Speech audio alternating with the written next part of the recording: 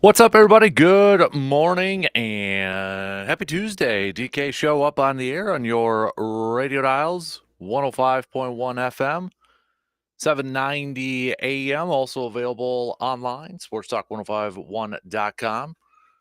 Download the app, take us on the go. You got your smart devices and the video stream also up and rolling this morning. YouTube, Facebook, Twitter, Instagram, all those wonderful places over there. So, again, big thanks for making us a part of your Tuesday morning here. What do we got on our game plan for us this morning? Brew Crew late game last night. Going to be a late game throughout the rest of the week here up until about Saturday, if you will. But Brewers falling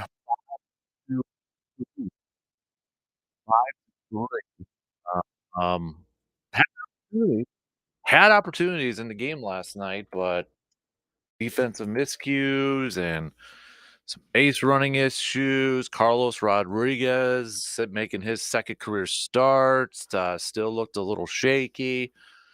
Couldn't necessarily get out of 2-out situations and such. So it wasn't a good game on a lot of levels, almost every level last night. As Pat Murphy said, we didn't play a complete ball game on any side of the ball, defense, pitching, offense, had opportunities again, and didn't come through. That's disappointing.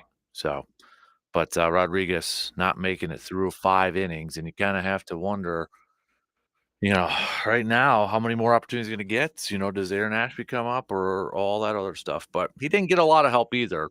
There was, a couple misplays, one in the right field, then you had an error over at first base and such. But Crew will try again tonight.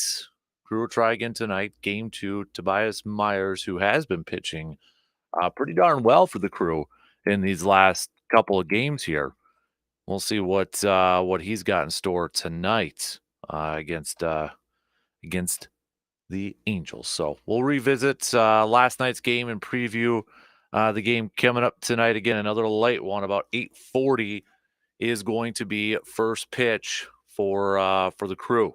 So Brewers kind of doing a little bit of an update standings wise, where things kind of stand. They're up 5.5 now. Cardinals kind of inching a little bit closer. Cardinals now above 500. All right, they're good job, Cardinals. 36 and 35 on the season. The Cubbies 5 games under 500 right now, still in last place in their division. So plenty of baseball talk coming up here this morning.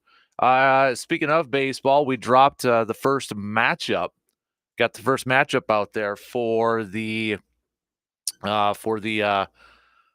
most underrated Wisconsin sports athlete player of all time.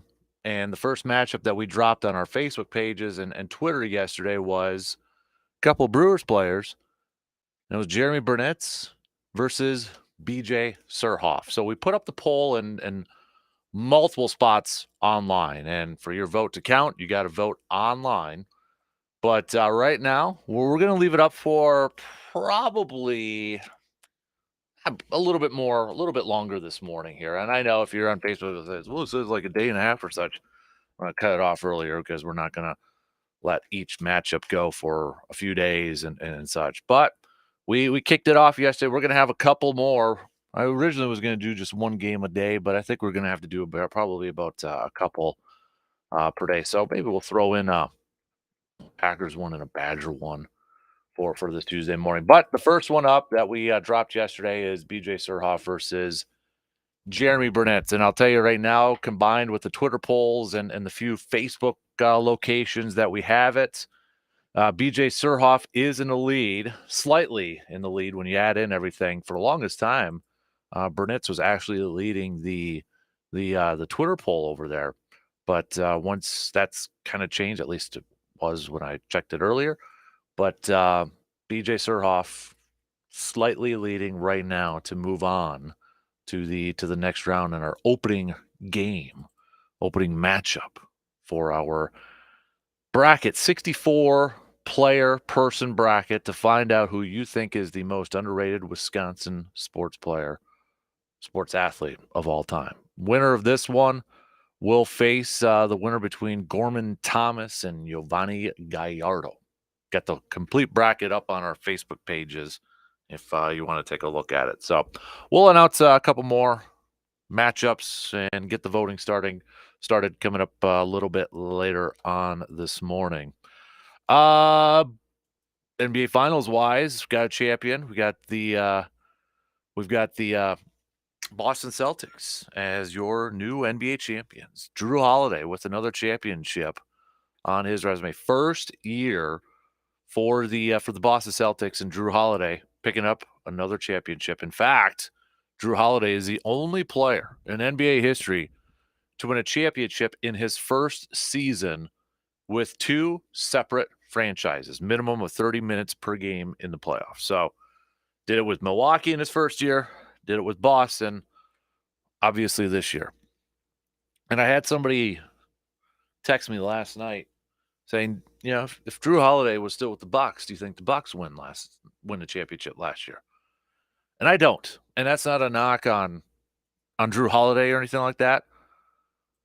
It's just Drew Holiday went in, and this is a credit to Drew Holiday too, but Drew Holiday was kind of like a missing piece for the Celtics team, and he went into a really, really, really good situation. It was just like the perfect matchup. But I don't feel like if Drew Holiday stayed with the Bucks last year, that would have made the difference. Yeah, Drew Holiday staying with the Bucks and no Dame. I should put that caveat out there. I don't feel like if Drew Holiday was still in the Bucks and Dame was somewhere else, the Bucks would have won the championship last year. And honestly, I think when it kind of comes down to it, you know, if Middleton had stayed healthy, if Chris Middleton had stayed healthy, or maybe taken another step, I don't know if that's fair to say, but kind of really solidified, like, okay, this, and because he went to a couple All-Star games, but if he really solidified, he is a number two option, because I think for, you know, last few years, at least a lot of Bucks fans who chimed in with us, you weren't sold on Middleton being a number two guy. So I think if Middleton, one, would have just stayed healthy, could have been able to stay healthy, but also if he kind of would have really solidified that number two, then I think Drew Holiday stays in Milwaukee. And I don't think they trade for Dame. But when you factor in Middleton with those injuries, Bucks needed a number two scoring threat. They needed a number two guy, a consistent number two guy. And ultimately, that's why they made that move to bring in Damian Lillard. Now, I think when you look at it, though, when you look at both Boston and Milwaukee, I'm taking Boston's roster. I mean, they're pretty darn deep over there and such. I don't, you know, the Boston trade for Drew Holiday obviously really worked. I think that trade for Kristaps Porzingis and what they gave up just to get Porzingis was a masterful job by Brad Stevens and company over there. But yeah, and when you look at it, it sure looks like the majority of that roster for Boston is going to be back next year. So what do the Bucks got to do? How can the Bucks get back to that championship? We got the draft coming up here, free agency going on. So what can the Bucks do? That's why, you know, we've been kind of saying it off and on. It's gonna be a weird offseason. It's gonna be a big offseason for this Bucks team to try to get, you know, Dame and Giannis same page, really build around them and build that depth and some bench play and get a lot of good support surrounding those two. So, but we'll throw a little hoops talk in here. We got Stanley Cup Finals also. Perhaps getting completed tonight, Game 5 between Florida and Edmonton. So we'll see if Florida can wrap this one up. So, but throw a little we'll throw a little football conversation in here too. I saw this from Pro Football Talk. This morning, literally not that long ago. But if you were planning on going to Green Bay for the draft, sounds like good luck right now. This is actually from Pro Football Talk. Nearly every Green Bay area hotel room is already booked for the week of the NFL draft, and Airbnb prices are skyrocketing. A 3-bedroom house across Lombardi Avenue from Lambeau Field is asking for almost, get this, $17,900 per night with additional fees that would make the total cost for staying there the full week of the draft a whopping $142,875 plus taxes. Um, I would like to know who's going to pay for that. Like, is there somebody willing to be like, "Oh yeah, I'll pay for that for a week at the draft, be across the street from Lambeau"? I I don't know. Uh, this is going to make bank for the city of Green Bay. It says here Detroit reported that it had its most profitable week ever for its hotels during the draft, and gotta imagine Green Bay's probably the same way here. I'm glad I booked my hotel months ago for over there, but man, if you're open maybe to catch a deal after the initial wave, it seems like good luck right now at this point in time. So, man, whew, that's that's a lot. That's a lot. So, all right. What else do we'll throw a little football talk in here too. Talk a little green and gold coming up a little bit later on. It is a Grind My Gears Tuesday and ASAP Used Auto Parts Grind My Gears Tuesday. So what's grinding your gears? All right. What's grinding your gears this morning? Let us know. Hit us up with a text on that Shoe Doctors bullpen line 715-830-1912.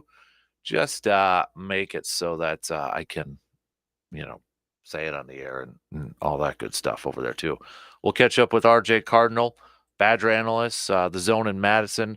The last couple of weeks we've been kind of talking about the Badger 2025 football recruiting class, and it sure seems like that this Badger team had a pretty solid weekend this past weekend.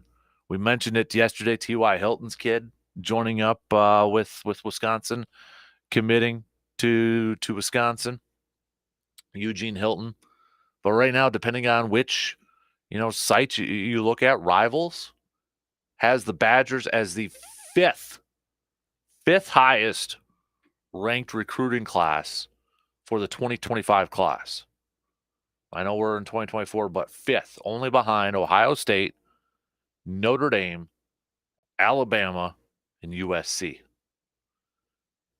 Interesting though, Rutgers is at number 6 on that list. So, but another good weekend it sounds like for Badger football from their rankings or from their 2025 class. So, we'll talk to RJ about that. Talk about some of the latest recruits coming over to this class. It's going to have a lot of high expectations coming into it. I think the more we hear about it, the more that fans hear about it and such. There's going to be a high expectation with this group, and rightfully so. I mean, you got to go out there and you got to hit your recruiting with the Big Ten Conference getting bigger, better, deeper. You got to hit on these recruits. I mean, you got to bring in some players here too. So, but we'll catch up with RJ about that in a couple hours from now. So, let's get things rolling. We'll get the leadoff rolling over here. All right, we'll talk a little Brewers baseball to open up things. We've got if you're the voting type, not only for our brackets, but if you want to make sure that maybe the Brewers gets represented in the All-Star game, time's kind of running out because you got like your first wave and like the top 2 infielders and catchers and top 6 outfielders will advance to the finals. And right now, you've only got two Brewers position players that are in that running. One's just on the outside. So far, William Contreras is leading all catchers. Christian Yelich is second amongst outfielders. Joey Ortiz is third in for third baseman. So he's got to get up into that top 2 there. So if you're the voting type, Bryce Strang, by the way, 6th. Willie Adames, 5th. So, all right, let's take a quick break here, and we'll get things a humming this morning on this Tuesday morning. All right. Join in on the convo. Hit us up with some text, comment on the video stream, whatever floats your boat. All right, whatever floats your boat this morning. So we'll take that first break, and we'll be back in just a couple minutes.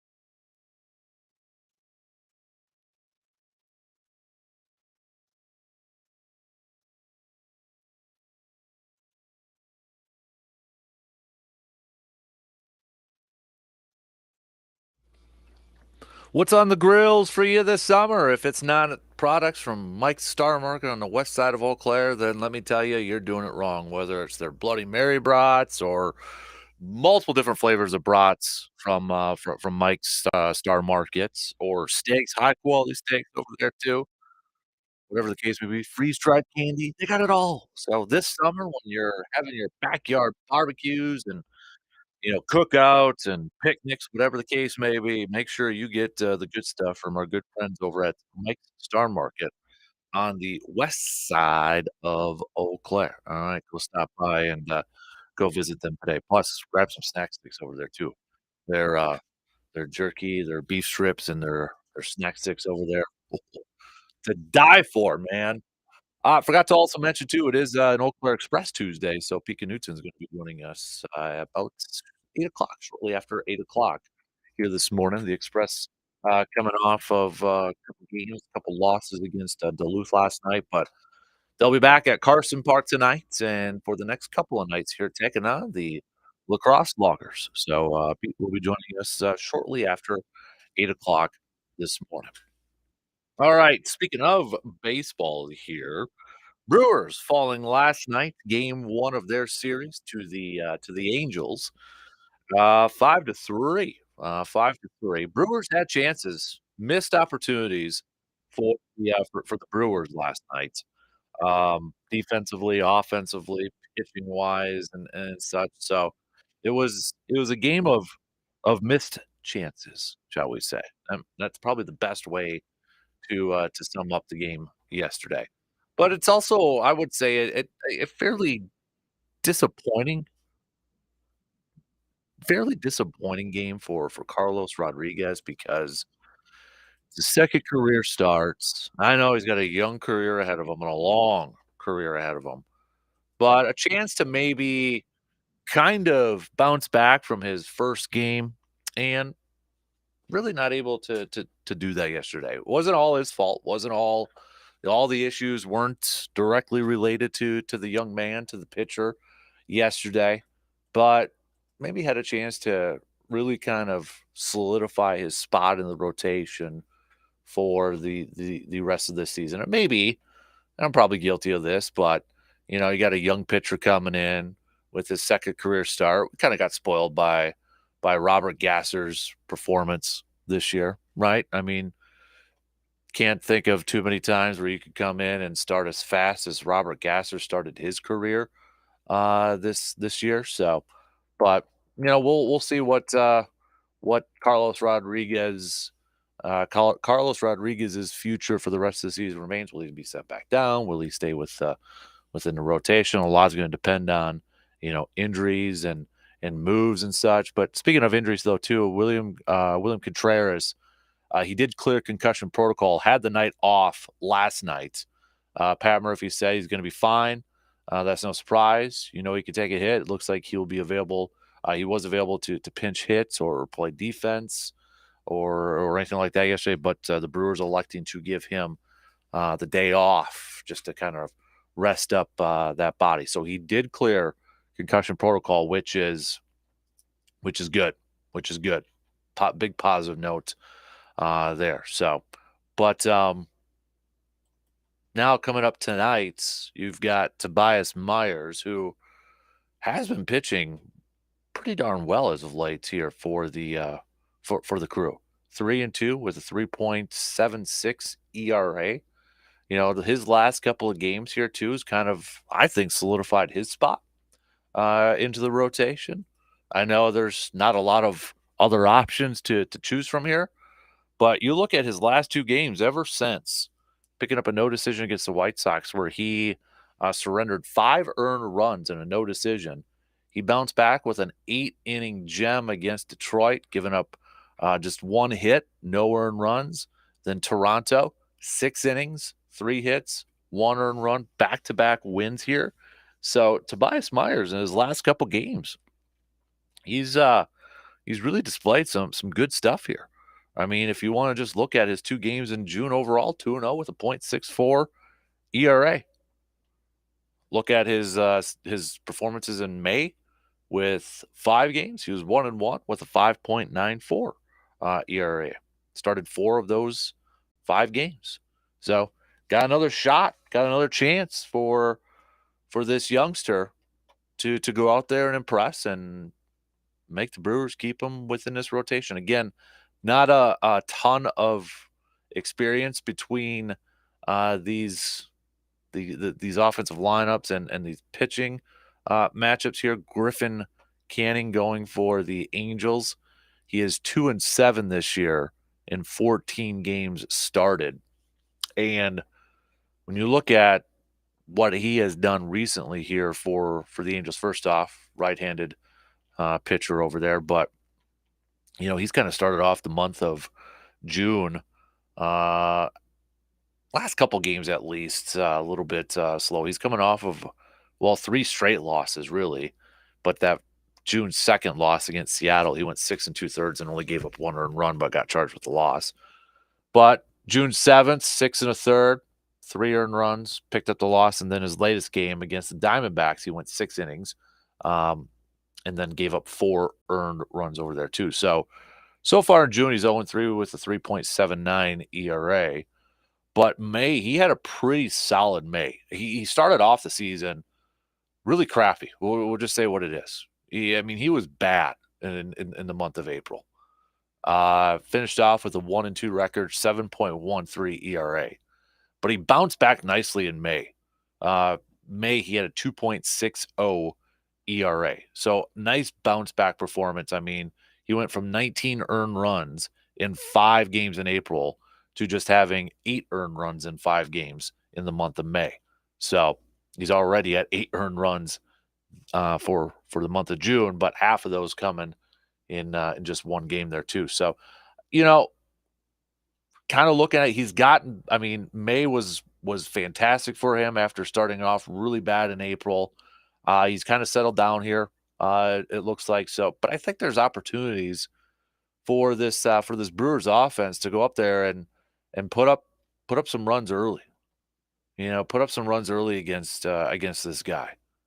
So whether that's being aggressive early portion of the lineup, early in the counts and such, and just kind of racking up the pitch count and such, and getting them out of the game in that. But I think there's an opportunity for this team. Don't look at just the win-loss record for Griffin and his overall 4.76 ERA.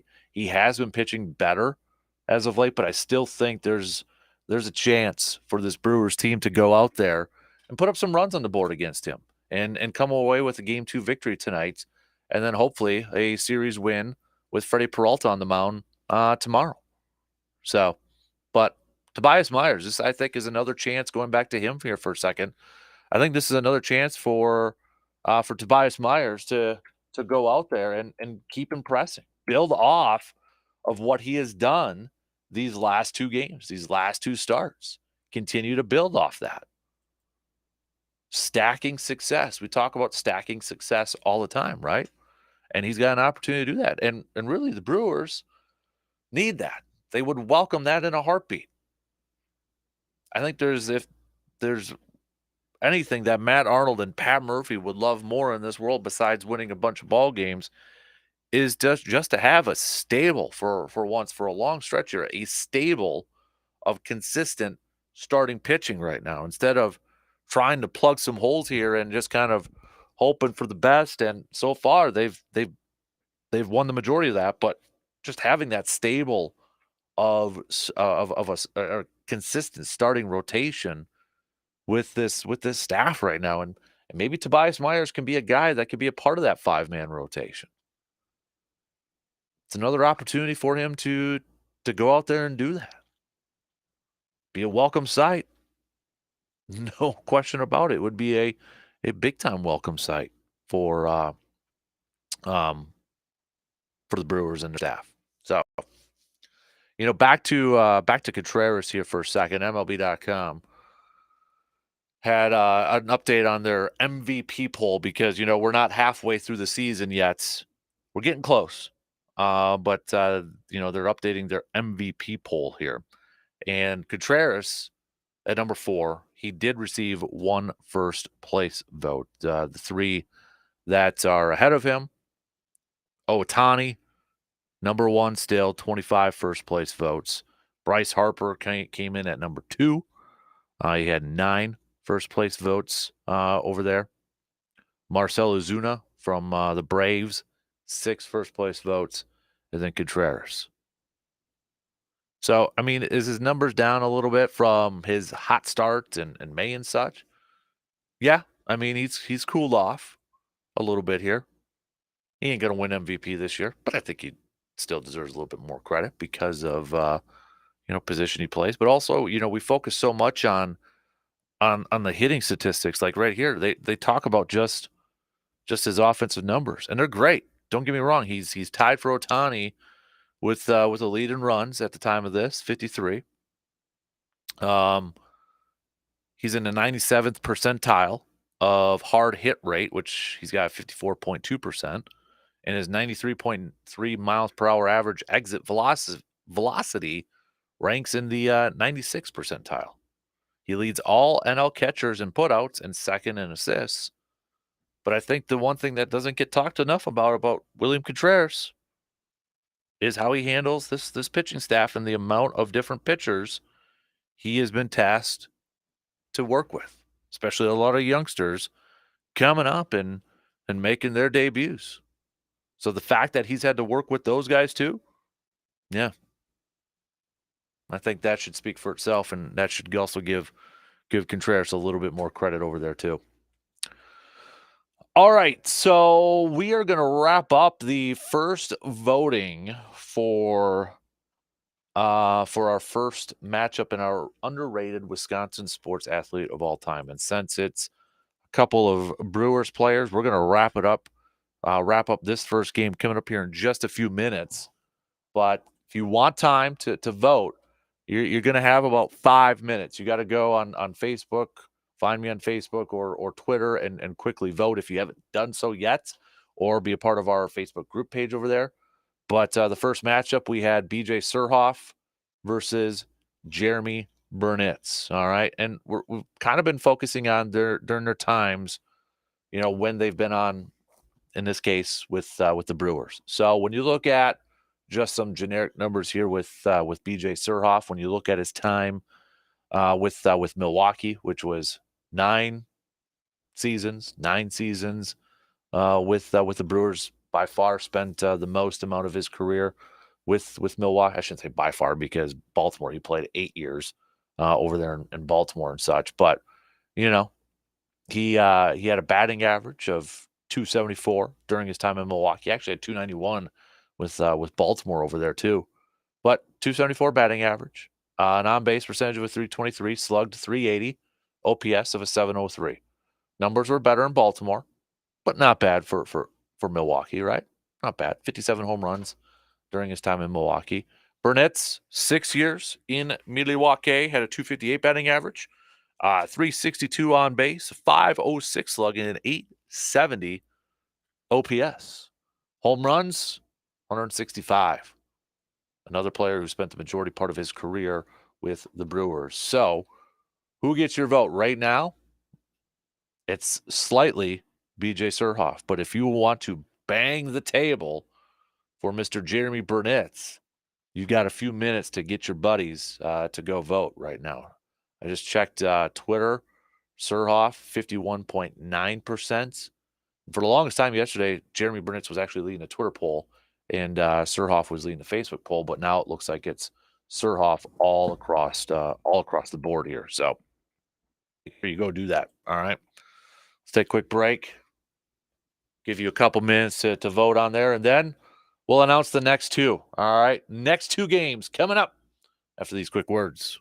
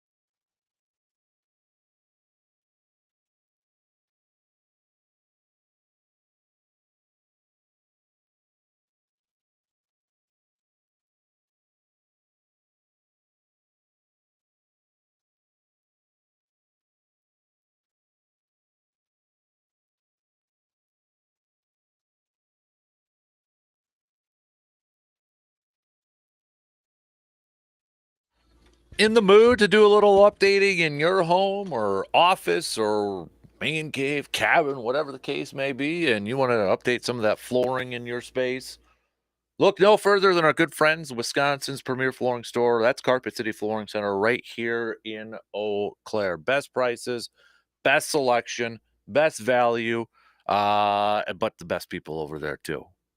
Just an awesome group of people to work with over there at Carpet City Flooring Center. Don't forget too, they can help out if you want to retile that shower. Maybe it's been a hot minute. Maybe it's pretty old in there, and you want to do a little updating. They can do that too. They can help you pick out styles, give you some input, and all that good stuff. Got the experts over there at Carpet City Flooring Center in Eau Claire. So go check them out today for all of your flooring needs, but maybe some tile work too, like in the shower or backsplash or something like that. So we are gonna announce the winner. It's for some reason, I don't know if this was just because of who's on Facebook or Twitter and such, but BJ Surhoff dominated in our Facebook polls, but it went 50-50 on Twitter between Surhoff and Jeremy Burnett. So BJ Surhoff is the first winner in our 64 player brackets to determine who is the most underrated Wisconsin sports athlete of all time.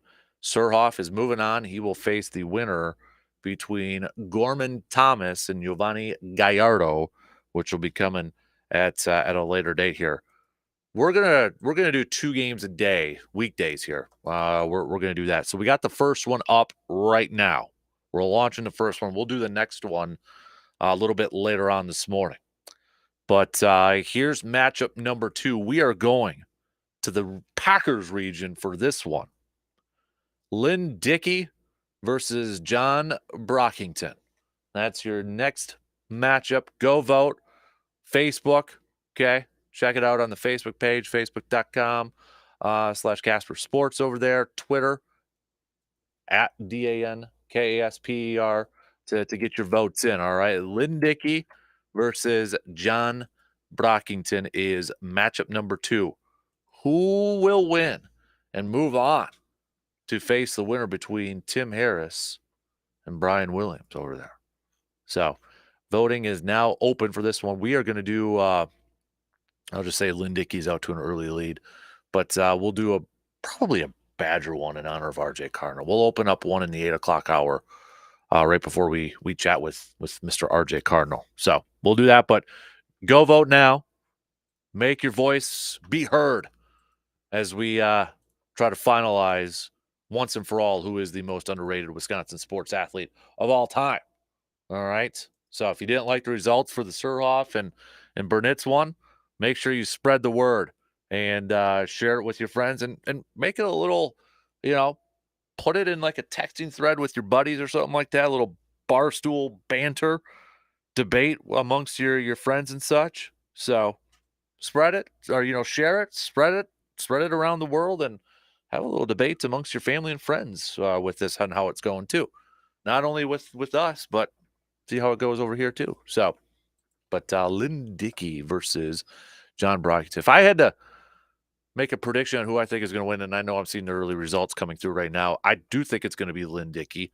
Really, when you think about it, Lynn Dickey and his career with the Packers kind of gets overshadowed for a couple reasons. Probably, mostly the teams he played on weren't the greatest. I mean, during his time in Green Bay, his best record was 8-8 in 1983. Pre-Houston days over there. But when he first came over to Green Bay, 76, he was 4-6, 2-7, 1-2, 5-10-1, 6-7, 5-3-1, 8-8, 7-8, 5-5. But that 83 season, he threw for nearly 4,500 yards, 32 touchdown passes, did have 29 interceptions. But he got some MVP votes and Offensive Player of the Year votes over there too. So, but I feel like it's probably going to be Lynn Dickey that moves on. And as much as I love Brian Williams, I think Tim Harris is probably going to win that matchup, and that's going to be an interesting one between Lynn Dickey and Tim Harris to see how all those votes are going to go between Lynn Dickey and Tim Harris. So, but yeah, get your votes on in. All right, we got. I know it was kind of when we were doing the nominations too. Brockington was one of the most popular nominations from a lot of Packer fans out there. It was him, Cecil Cooper, and Tim Harris. Well, I'm looking at my notes right now. The Packers that had the most nominations, those were 3 of the top 5. Lynn Dickey was not in the top 5, which kind of surprised me a little bit. But yeah, those John Brockington, Cecil Cooper, and Tim Harris were 3 of the top. The other 2 were Ezra Johnson was on there as one of the top 5 Packers nominations. I think after all the voting is done, maybe I'll release who had the most votes for nominations and such. But Ezra Johnson was on there, and then Paul Kaufman was the other one to round out the top 5. So kind of look at those eras, right? You see a lot of where those top 5 Packers players went. Kind of look at that era, that generation there. So, all right, but vote now on Facebook, Twitter. Text votes don't count towards the numbers. You got to go on Facebook and Twitter because I don't want to have to hand count text votes and put on there. That's why we'll let the polls on social media do all the easy work for us over there. So, coming up next hour, we'll throw a little football chat in here too, but we'll throw some hoops talk in there too. Somebody had asked me, I mentioned it in the first in the opener too, like, do you think if the Bucs had Drew Holiday this year, they would have won a championship? I don't think they would have. But I do think that if 2 parts. 1, if Chris Middleton would have stayed healthy, would they have made that move? 2, if Chris Middleton, though, a lot is it's Chris Middleton themed. If Chris Middleton would have stayed healthy, and if Chris Middleton would have maybe taken a step or really solidified himself as that number 2 scoring option, then I don't think they make the move. They don't trade away Drew Holiday, and they don't bring in Damian Lillard. The reason they bring in Damian Lillard is, I think, is indirectly related to the play of Chris Middleton and the health of Chris Middleton. They needed a number 2 guy. They needed a number 2 guy that could create on their own, that could be another scoring option. Because if Giannis goes down, who is that guy? Well, now it's Dame. But still, it's a big offseason for this Bucs team now that is officially underway here with the Celtics winning a championship last night. Big crucial offseason for this Bucs team to try to figure out what's best, how they can put together this team, to hopefully get after another championship. So, but we'll throw a little hoops chat coming up there. Don't forget, it is also a ASAP Used Auto Parts Grind My Gears Tuesday. All right, what's grinding your gears? Let us know. Okay, text it to us on that Shoe Doctors bullpen line at 715-830-1912. 715-830-1912 on that Shoe Doctors bullpen line. We'll get to that, and don't forget, we will have our Eau Claire Express update a little over an hour from now. Pete Knutz is going to be joining us, and we'll talk about the series coming up against the Express rival, the La Crosse Loggers. Express returning home to Carson Park starting tonight here. So we'll take a look at that series, as it feels like this season's already kind of just flying on by right now. First half of the season's already just kind of cruising on in. The Express right now currently 9-13 overall, 4 games back from Thunder Bay, who is in first place right now. Duluth is just a half game behind in the Great Plains East overall standings. So, but Pete sent over some interesting statistics nuggets. We'll take a look at that coming up when he hops on shortly after 8 o'clock here this morning. So we'll finish up, though, with Morgan. Good morning, Morgan. Hey, good morning, Kasper. What's grinding gears today in Sportsland? So far, doesn't look like anything. So You want to find something to grind your gears about?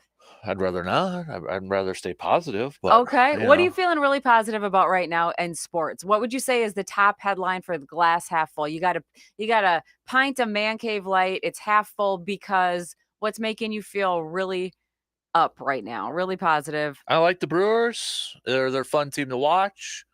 I like the Los Drama Packers right now. So I mean, there's some positive You stuff feeling going good on. about being in Wisconsin right now? Yeah. What do you think about Boston Town celebrating? I mean, it's been 5 years since they last won one. So what's wrong with Boston? What do you 5.5 years since they won a championship in are that you city. hating on the Celtics? I'm just hating on the whole Boston sports scene. That's kinda rough. I used to Yeah, live next to Fenway. yeah. If you live out there and you're immersed in it, it's fun, but I believe it, I but can understand, from the outside how it's obnoxious. mhm. But if you're there, I mean, there was nothing more fun than when the Yankees came to town and even That's the a rivalry I wish would get back to what it was in early 2000s. like The the hate. legit bitter. Yeah, Oh, it's for real. I I know. was there during that season and it Right. was like no joke when I the wish it would Yankees get came to back to town. that. Like both teams, I mean, Yankees are kind of obviously the better team, but like, I mean, the hate, Yeah. Roger, just Pedro throwing coaches down and all Yeah. that stuff. Like the legit East It's like Coast throw it up. 2004, 2003, that era. That's Yeah. when I lived out there too, Yeah. and the Prudential's one of the big cityscapes, in Boston skyline, and they would light up the windows to spell "Go Sox" during the game days and stuff. Yeah. So it was super fun. I mean, the culture out there is great, and Fenway is one of those fields that you hope they never fix or upgrade Yeah. because the rickety component to it is kind of what makes it fun. Although Hudson told me the other day that if he gets drafted in the major leagues, You mean when? yeah, Okay. well, he said both NBA and major league. Um, Ooh, Dad's getting a retirement fund yeah, set up. he says he doesn't want to play at Boston though. No, where does he want to play? Well, the reason he doesn't want to play at Boston, he said, is because they have this really tall fence in left field, Ha! and he saw was it Soto or somebody hit one off the wall, and it didn't count as a home run, so he doesn't want to go play there. Take him to see a game So, in the Green Monster in real life. so I That'll had be to a good explain what the Friday. Green Monster was, Yeah, but for sure. that didn't help. He doesn't want That's to a go fun stadium, though. I think if you're doing a bucket list stadium tour, Fenway's got to be on the top there. 5 for most people, whether or not you like or hate the Sox. It's Hmm. right up there. Oh yeah, Absolutely. absolutely. But that's why he doesn't want to go play there.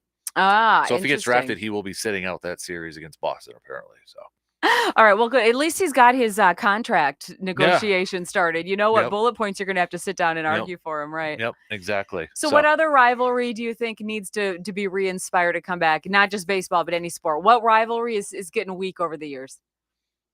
I wouldn't say it's weak, but it's missing a little bit. I'd like to see Duke, North Carolina, up it a little bit too. Fire it back up again? Yeah, All right. Maybe yeah, you can start stirring the fire and stirring the pot a little bit, poking the bear and seeing if you yeah. can rile some of these fans up again and get them back to the dirty days. I want to see punches thrown, really. Is that what you're saying? Pretty much. Okay. Yep, Blood. Someone needs to bleed or it doesn't yep, count. yep. Okay. Exactly. All right. So, all right. Thanks, Morgs. Hey, anytime. We've got one in, two more to go. We'll be back after these news updates.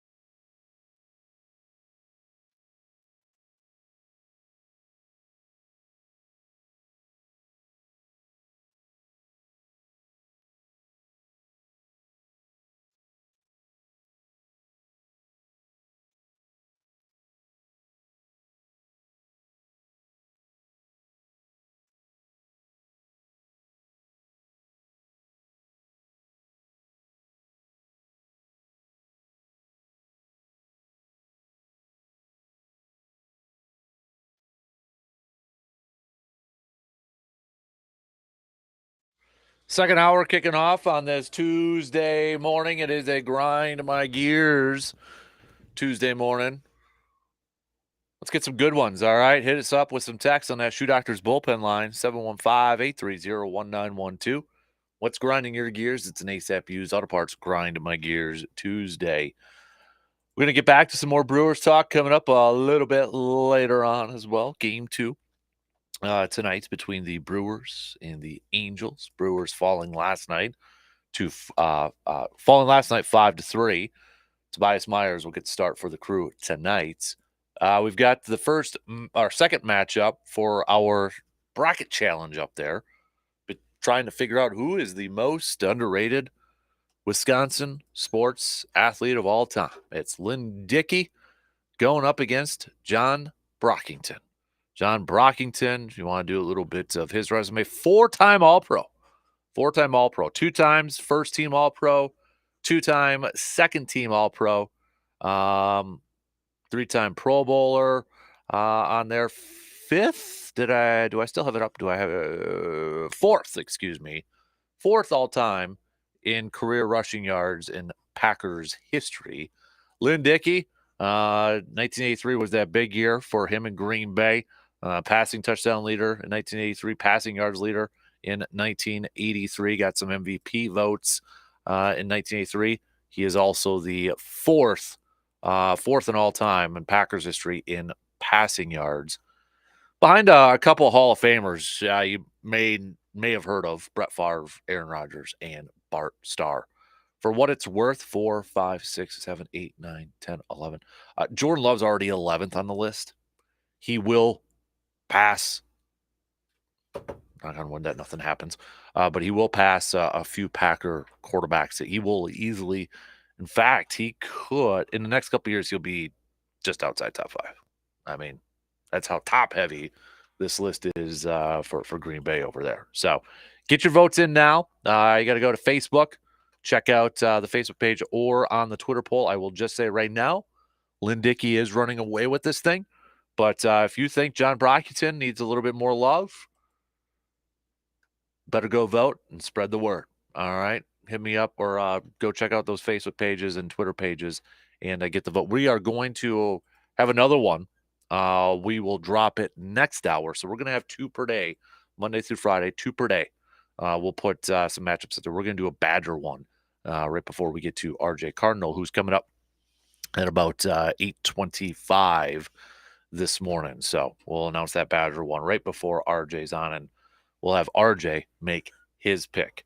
Before RJ, we'll catch up with the Eau Claire Express. Pete Knutson is going to be joining us and chatting a little Eau Claire Express this morning. The Express will be back home at Carson Park, beginning a 2-game series against the La Crosse Loggers starting tonight. So we'll catch up with Pete over there. Pete was kind enough to overnight email me some some game notes leading up to this game going up against the Loggers here. So we'll break that down and kind of preview that coming up here as well, and probable pitchers and all that good stuff. This is what I'm talking about, this inside info right here. So Pete, if you're listening, big thanks. Big thanks for sending that on over there, man. So we'll get to him coming up here in a little under an hour from now. Let's catch up on some other texts here with the Brewers. This is from who do we want to start with? Let me go down to the first come first serve there. G-Man a little bit earlier. G-Man's always the first one to text in. Brewers just fine. Crew win tonight. Win the series against the Angels. Jim texting in saying, disappointed to see Carlos Rodriguez's performance yesterday. I know it wasn't all his fault, but would have liked to have seen him take a step from his first start. Wonder if he's going to get another shot in the starting rotation this year. But I am excited that he goes on here too. Another text to follow that up. Excited to see Tobias Myers, to see if he could put another great game in a row. That's from Jim on our texting line. We've got Chris also saying, when it comes to the Brewers here, no surprise that Yelich and Contreras are leading in some all-star votes right now. Come on, Brewers Nation.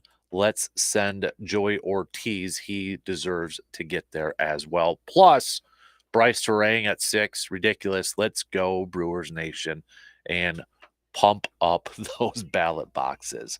A couple more texts to get to here before we move on here. This is another text, no name. Can't give you credit here, but this texter saying it was definitely a weird night with the game last night. Nothing seemed to be working right for the Crew, offensively, defensively, miscues and such. I tend to chalk that one up as a weird game, and let's move on, and they'll get the game, or they'll get the win tonight. Another texter. This one is from Joe. Joe on the texting line, saying about the Brewers here. Good to see that Contreras won't be out for or won't be missing any extended time. He is easily the MVP of the season, although I think Christian Yelich is making a push for that as well. All right, keep your texts coming. Always join in on the convo. 715-830-1912. Also going to Packers. We got two marks. They don't know this right now, but two marks with opposing views on John Brockington. Mark 1, I don't know if you guys want me to say your last name such, but Mark 1 says Brockington was one of the most overrated Packers. Another Mark saying John Brockington, by far, first running back in history to run for 1,000 yards in their first 3 years in NFL history. All right, Marks, make your case. I'm putting you on the spot right now. Mark 1, Mark 2. Mark 1, make your case why Brockington, in your opinion, was one of the most overrated players. Mark 2, saying it's by far John Brockington. By far John Brockington. According, I'm kind of putting words in your mouth here, Mark 2, but I think he believes that Brockington should be beating Lynn Dickey in this poll right now. So, Mark 2, you better get some people to vote on the Brockington side of things here. But make your case. All right, we're going to court. Make your case. Mark 1, Mark 2. Mark 1, why was Brockington one of the most overrated? Mark 2, make your case why Brockington was maybe underrated. All right? Come on, let's have a little fun banter back and forth there. All right? Hit me up with some text, but make it so I can relay it on the air here too. Let's have a little fun with this. All right? Opposing views. Love it. Keep them coming. Okay? Yeah, but Lynn Dickey is definitely leading by far in our polls here on Facebook and Twitter. You have to vote for your vote to count. Text votes don't count, but for your vote to count, it has to be on Facebook or Twitter. Okay, Facebook or Twitter up there. In the first matchup that we dropped yesterday, that I'm shutting down this morning, BJ Surhoff has defeated Jeremy Burnitz in the first matchup. That comes from our Brewers region.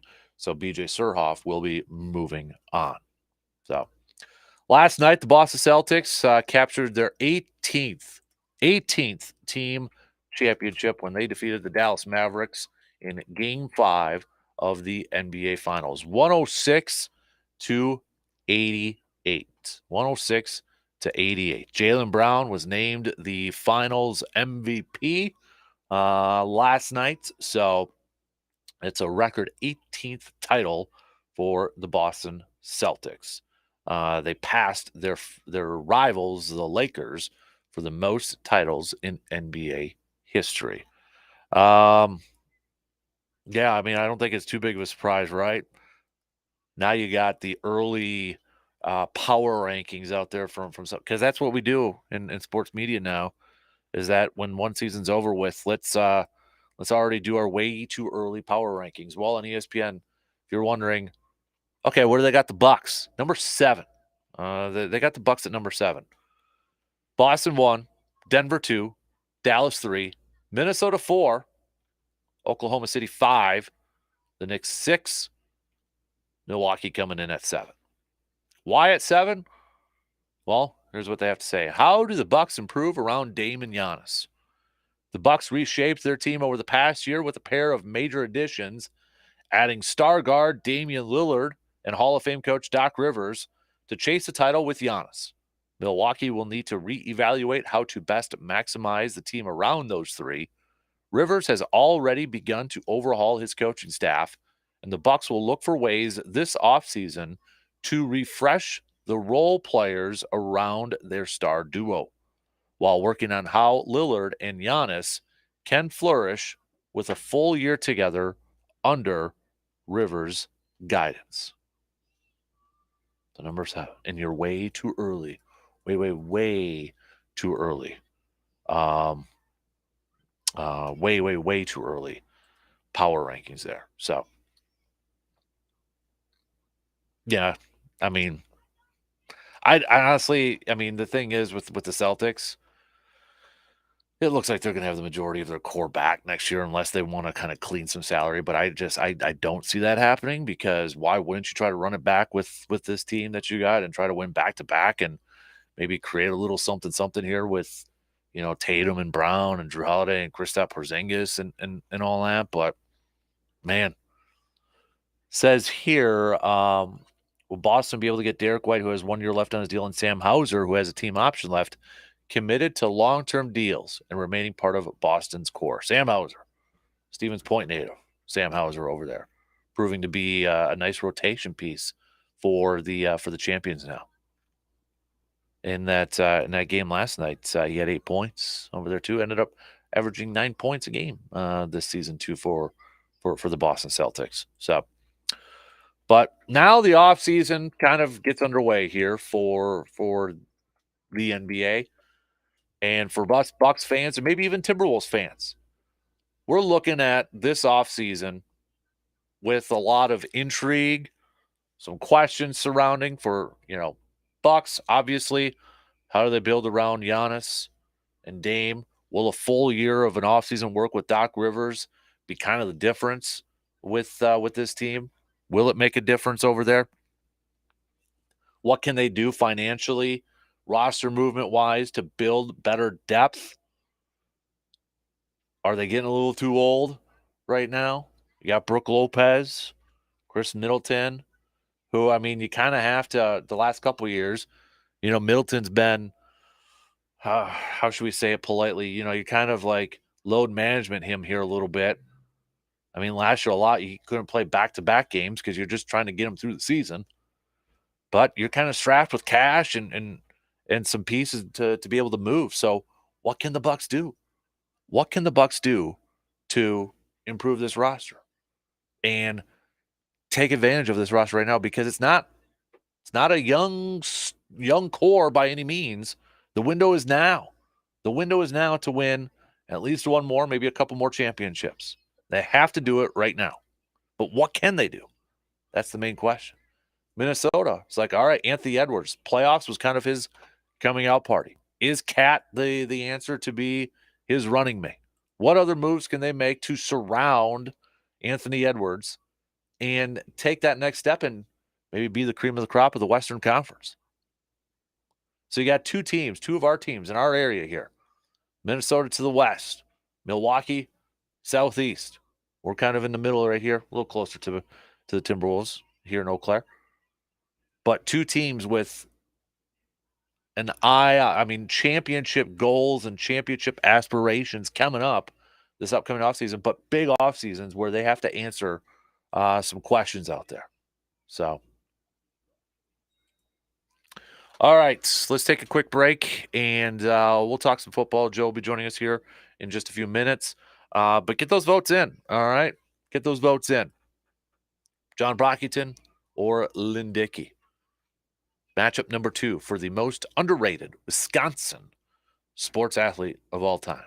Those polls are up now on Facebook and Twitter. So we'll take a quick break, and we'll be back with more after these quick words.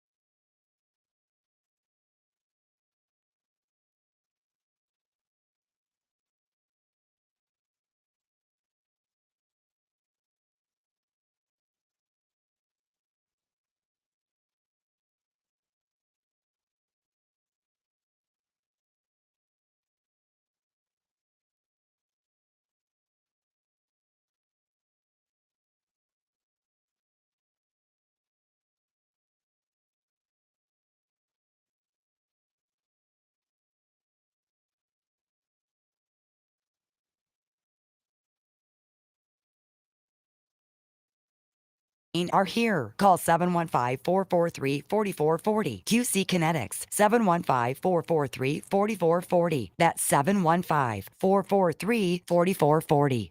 Get everything you need for your home renovation project and save big money now at Menards. From dust protection to heavy-duty construction projects, Polar Plastics has a fitting solution. Polyplastic sheeting is strong and durable and comes in a variety of sizes and thicknesses to meet the requirements of your project. Shop Menards' selection of Polar Plastic products in-store or online at menards.com for more great deals happening this week. Now at Menards. Save big money at Menards. Because you have high standards and won't settle for anything less, like your wife did. It's the Dan Kasper Show. Don't forget to check out our swag cave done by our good friends, Resonance Branding Company. Hey, if you need some swag created, boys at Resonance Branding Company, Matt, Ben, Eric, awesome trio over there. They'll hook you up with some tees, some hats, some whatever stuff, can koozies, whatever you need for your business, they'll print it up for you. All right. Also, Resonance Branding Company, one of our partners, one of our sponsors for the 4th annual Casper Classic, coming up on August 2nd. August 2nd, we've got a few spots left. So if you want to get your 2-person team in now, you better head to sportstalk1051.com or aroundthe715.com and get your 2-person team in. We got a couple left for the 1:30 tee time. We got a few left for if you're an early riser and you want to get on the course right away. We opened up a 7:30 in the morning slot as well. We've got a few teams who signed up for that one, but get in now before it's sold out. We have sold out every single year, so you want to make sure you secure your spot. But big time thanks to, as I mentioned, Resonance Branding Company, Hy-Vee, our partners again this year. They're going to be providing the lunch again. We've got Carpet City Flooring Center, Park Ridge Distributing, AJM Automotive Service, The Elbow Room, Muldoon's Menswear, Doodah Gin, Edward Jones Financial Advisor, Kelsey Nikolai, Hannah Sellner Agency, American Family Insurance, Gemco Surfaces, Shepke Chiropractic as well on there too. So big thanks to all of our partners. And we are looking for donation prizes too. So if you're interested in maybe donating a raffle prize, because all proceeds are going to help Backyard Dreams.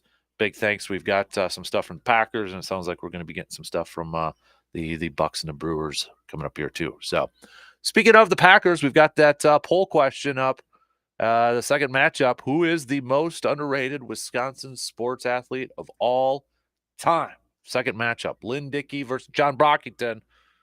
Joseph, who you got if you voted right now? John Brockington or Lynn Dickey in our second matchup as we kicked off our bracket challenge yesterday? What a great matchup. And I got to tell you, I have the pleasure and honor, Captain, of seeing both of these guys play. So that says a couple of things. A, I can make a vote here that counts, and also I'm old. So that's basically what that says. But I would say when you go underrated, I think Lynn Dickey, most Packer fans and people who know this franchise say the same thing. If Lynn Dickey didn't have the injuries, he would have been probably up there with an all-time great, the Dan Fouts of that era, if you will. Guys like that didn't win a Super Bowl but put up great numbers. And I had an opportunity one time to talk to Larry McCarron about Lynn Dickey, and McCarron said that he was one of the finest pure passers of the game. So I don't think he was as underrated, I think, as people think. So I'm going to go with John Brockington. The reason I'm going to say John Brockington is, first of all, Brockington and MacArthur Lane. If you want to Google or YouTube highlights of those two, I mean, it was fun to watch those guys in the backfield. It was almost like Larry Zonka and Jim Kick back in the Miami Dolphins days, because both guys, bigger guys, fun to watch, 3 yards in a cloud of dust. But the reason I say Brockington is when you look at the success that he had and then the talent around him. And again, those were starting to get into some dark times. Yes, Green Bay had one winning record under Dan Devine during that era, but those are some lean times. And so for John Brockington to do what he did when every defense out there knew that basically John Brockington was going to get the ball. I think he was very underrated. And so, yeah, I'm going to go with John Brockington. I think, Captain, what a tremendous bracket you've got. I love the idea and I love the concept. What a matchup this is, Brockington and Dickey. But I think Dickey, again, if it weren't for the injuries, I think he gets his cred, if you will. But I think John Brockington did much more with less. Do you think because Lynn Dickey right now percentage-wise is leading, but do you think that's a lot of it is name recognition with that too between Dickey and John Brockington? Yeah, I think so. I think so. I think again, if you talk to anyone who really knew football and watched football back in that era, I think they would say Lynn Dickey was regarded, when healthy, as truly one of the best passers in the NFL in that time. And again, I equate him very favorably to Dan Fouts. If that guy didn't have the injuries, I think he is spoken in that same aura or in that same esteem that a Dan Fouts is held in. I'll even say Archie Manning at that time. You had guys like Jim Hart, Burt Jones, those types of guys. And I put Dickey right up there as far as, again, quarterbacks in that era that were good quarterbacks, just never, ever made it to a Super Bowl. Yeah, I think it is more people, more Packer fans that just are more familiar with Lynn Dickey than they are with John Brockington. Because I'll admit, like when I was kind of, when I revealed the next matchup and kind of doing a little bit of a resume, kind of forgot Brockington did have a couple of All-Pros under his belt in the early 70s. He's got a couple of those there. Yeah, I think what happens during the 70s and 80s of the Green Bay Packers, I think a lot of good players flew under the radar because of the lack of success that the football team had, and I think that's true for any franchise. Good players on bad teams just don't get the kind of cred, don't get the kind of publicity. There's a couple of other players that I look at back in that era that I think Willie Buchanan. I think there's a guy that I don't think got the credibility or the cred that he should have gotten during that era. I think Gail Gillingham. It comes to mind. Larry McCarron. I think that's another guy that I think truly flies under the radar because of the lack of success of those Packer teams during that time. So, yeah, again, great bracket. Love the concept, Captain. And, again, Brockington and Dickey, what a classic matchup. And, again, as far as underrated goes, I'm definitely going with Brockington. Yeah, all the nominations came from listeners, and part of that is because that way nobody can yell at me for missing out on anybody. So it's not my fault then. We went with the listeners that picked the bracket. So, see, I'm smart that way. I don't want to get yelled at. Well, and I'm going to tell you, Captain, you have a great group of very loyal listeners. And again, I've told you this before. When I'm out in public and out and about, and there's so many people that talk about this show. And again, pretty cool way that you handed basically the baton or the ballot box, if you will, to the listeners. And again, you got great listeners, very knowledgeable, and it's fun to see when you put polls like this up. It's going to be interesting to see who wins this thing, because I think there's a laundry list of guys in Wisconsin sports history that could be the most underrated of all time. I'll give you a little bit of a tease coming up next hour. Right before we talk to RJ, we're announcing another one, and it's a Badger one, and we got a little older Badger football player on here too, so we'll have to pay attention to that one to get your thoughts on there. So, all right, so you're going Ron Vanderkellen, Alan Amici. Where are you going here? You're not going to give it away? I can't do it yet. I can't do it yet. So just think 90s, early 90s Badger football. Early 90s. All right. So I graduated from UW-Madison in '89. So you're speaking my language with early 90s Badger football. He was on the 94 Rose Bowl team. So that's a hint there. Defense. Think defense too. Defense. So. All right. Okay. That's all I could give you before ruining it right now. So I got you.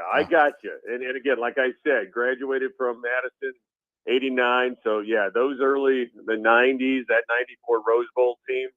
I have never seen a quarterback move so slow and score a touchdown from more than 20 yards than Darrell Bevel did in that Rose Bowl. I mean, it just again, crazy. But that team, that was, if I'm not mistaken, that was Brent Moss, Terrell Fletcher. That team was loaded, and that was really the pinnacle and again, sometime over beers, I'll tell you some stories about Barry back in the day, because that's when Barry, in my opinion, took over Madison. Mm-hmm. Yeah, absolutely. Can't wait for that. Sign me up for that, man. Absolutely. Hey, Packers wise, a lot of the talk has been about Jordan Love's extension and kind of a soft deadline maybe of before training camp. But was it last week? Kenny Clark kind of let it be known in one of his media sessions that he kind of seemed like that his agents and the Packers were talking about extension, maybe even getting close to an extension. So, Joe, maybe not only are we going to be talking about a massive Jordan Love extension before training camp, but maybe even a Kenny Clark one before training camp. Yeah, it's really interesting, Captain, that came out, and you look at the market right now. Over the last 13 months, 8 defensive tackles have signed contracts worth at least $90 million, and this would be that elusive third contract for Kenny Clark. This is the final year of the 4-year, $70 million extension he signed in August of 2020. And here's the thing, Captain, and first of all, I think the Packers should make that move. I won't bury the headline. I think the Packers should give Kenny Clark that third contract. And here's the thing.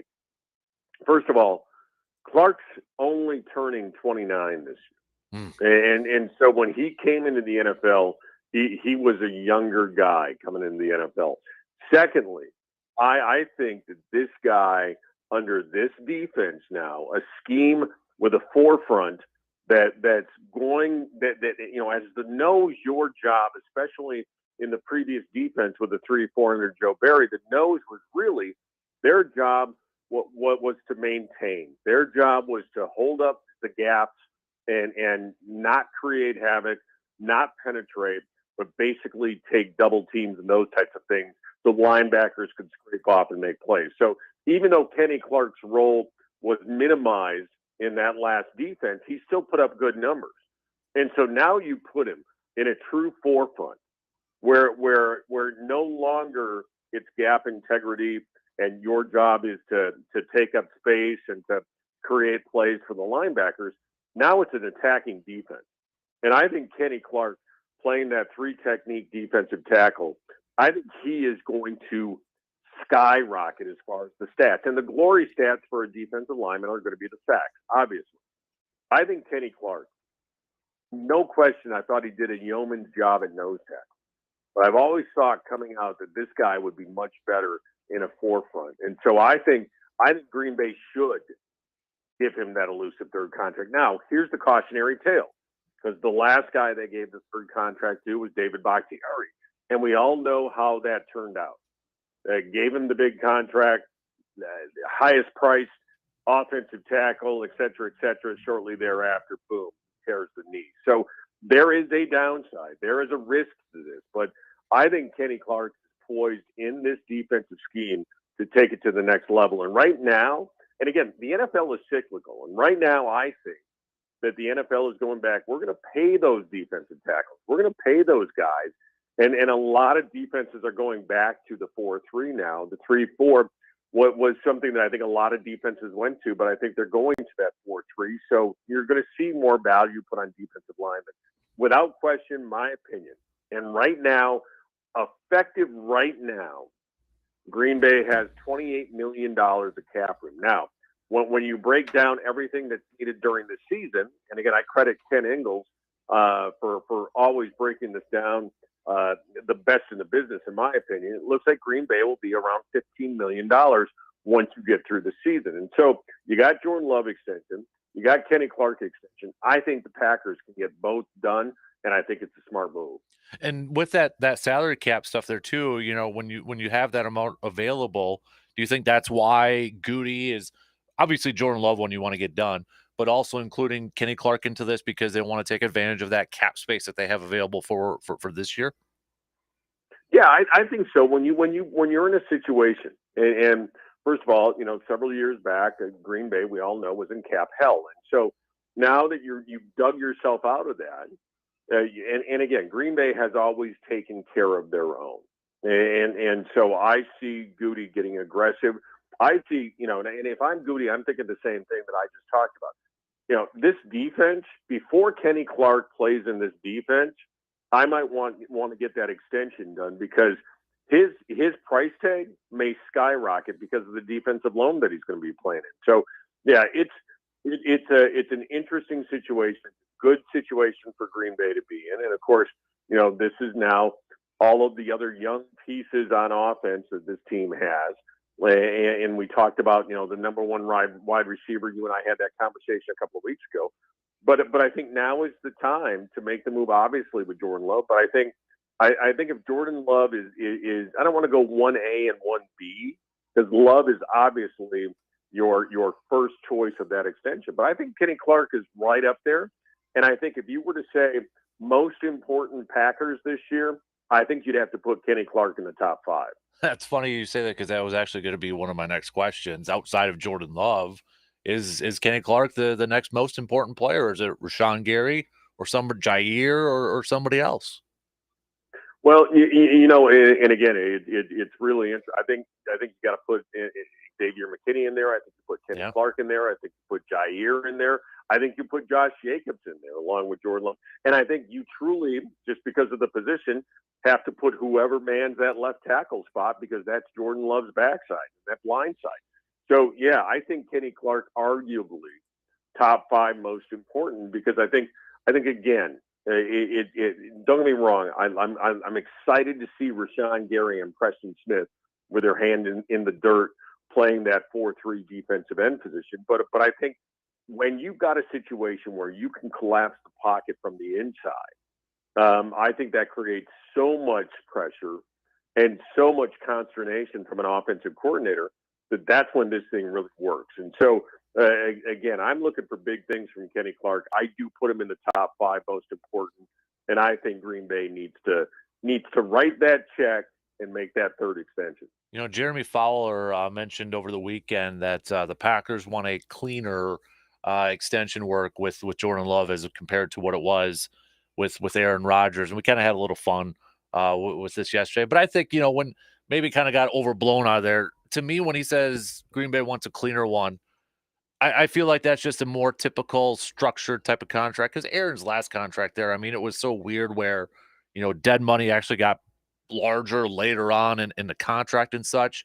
When you hear that they want a cleaner, kind of extension talk there, do you feel like it's just maybe a more typical type of contract laid out like some of these other quarterbacks are getting? Yeah, I definitely do. I think that you went through a lot of hoops with Aaron Rodgers towards the end of that. And I don't just mean, obviously, the mental mind games that were being played at the time, but, yeah, the financial consideration and how they had to structure that contract and the fact that, kicking the can down the road to give us, one more shot or to give Aaron one more shot at that elusive second Super Bowl. And so, yeah, I think Green Bay did a lot of non-Green Bay and non-typical, who you and I talked about, Andrew Brandt, who used to be in the front office of the Green Bay Packers. He talks about the fact that, the guaranteed contracts in Green Bay, they're just not a thing. And that started with him in the seat that Russ Ball is now sitting in. So, yeah, I think you're going to go back to a typical contract that you're seeing out there for quarterbacks when you see that Jordan Love extension, but also a typical contract for Green Bay. And I think that's a sense of normalcy. And again, going back to Ron Wolf, the Packer way, I think it was established back then. And with that new structure that Bob Harlan brought in with Ron Wolf, I think there's a way of doing business, and Green Bay would like to get back to that and to get away from the nonsense. And I'm going to call it the nonsense that surrounded Aaron Rodgers, because whether or not you agree with Rodgers or agree with the Packers or however you feel, that was just a mess. And I think Green Bay likes to run a much cleaner operation than that. Not to rehash it or anything like that, but are you feeling pretty good? We don't have to talk about quarterback number 8 now, I guess, 12 and, not showing up to mini camp and inexcused absences and all that stuff. Feel it's a breath of fresh air, man. I enjoy it. I mean, it really is. It really is. And I will tell you, there's something going on. And someone in that organization is not very happy with Aaron Rodgers not being there, because for Saleh to say it like that and to phrase it like that, even though apparently this was something that was agreed to a long time ago with Aaron and his team, for him to phrase it that way, that was on purpose. And so there's someone in that organization, whether it be Woody Johnson, the owner, Robert Saleh, Joe Douglas, all three of them, whoever it is, they're not happy with things. And I got to tell you, those guys are all on the hot seat. And so going back to it, yeah, I did take a little bit of pleasure now saying, okay, another franchise can now deal with this in the offseason. And again, not taking anything away from Rodgers, the quarterback.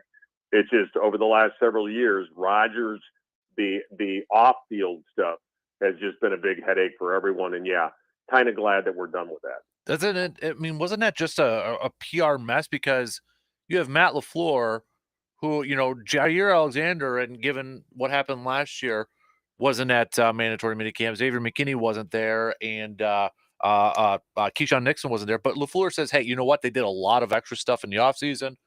We excuse them. Aaron did a lot of stuff over there, too, with the Jets, but just a simple wording of it all. I mean, and it turned into a big mess over there. And I just look at how Matt LaFleur did it compared to the Jets and Robert Saleh did it. And you got it was a PR mess, in my opinion. No doubt. And that's why I say there's someone higher up in that organization that is no longer in the Rodgers camp. So that was, in my opinion, a purposefully said comment, and the way that Saleh said he said inexcused absence. And so for him to highlight that part of it, when this was something that was agreed to apparently earlier on with Rodgers camp and the football team, yeah, there's no question, Captain, that there is something going on there. And the New York media crushed Rodgers. Mm-hmm. If you saw some of the headlines of the New York Post and the New York Times, they absolutely crushed him. And so, yeah, and again, don't get me wrong, I still say this, arguably one of the best throwers of the football of all time, certainly a top 5, top 10 quarterback of all time. At some point, the fences will be mended with Green Bay, and just like with Favre, he'll be in the Ring of Honor. So all of those things, but take all those things away and just the headache and the drama, I guarantee you there's more behind this story, and there's someone in that Jets organization that is not a fan of number 8. I agree. Joe, appreciate it as always, man. Thanks for staying a little extra time with us this morning. Enjoy the rest of the week, dude, and we'll catch up with you again next week, okay? I got to tell you real quick, Captain, it felt so good last night. Eau Claire Memorial, first contact day, football, out at Carson Park. Man, I got the juices flowing. In my opinion, I know the Brewers are playing well, and I know the NBA just ended, but it is football season, and I am happy about it. Well, we got Memorial North construction with some turf fields going in too, so they're getting close to that. Both fields are expected to be done late this season, so both North and Memorial will be playing home games truly on their home turf. It's exciting to see. Absolutely. Wow. All right, Joe. Hey, appreciate it, buddy, and we'll catch up with you soon, okay?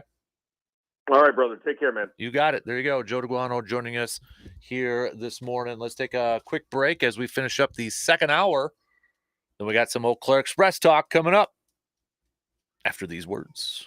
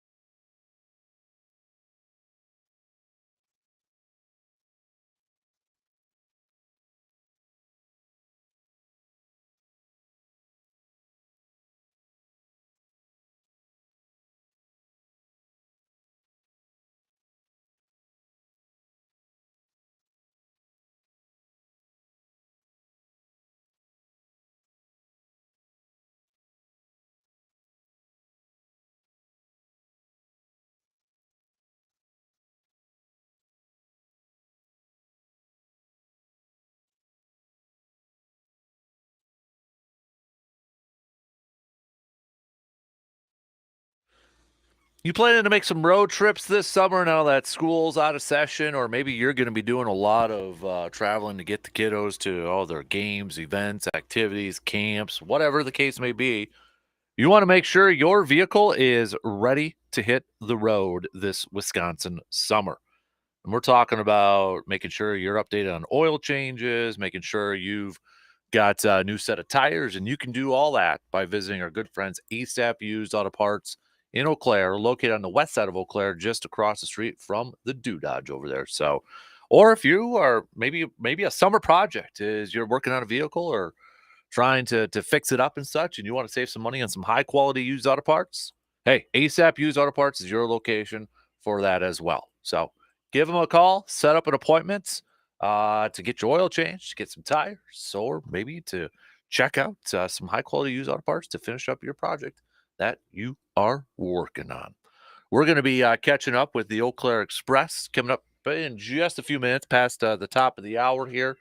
The Express the Express back at home tonight with the Lacrosse Loggers visiting the Express.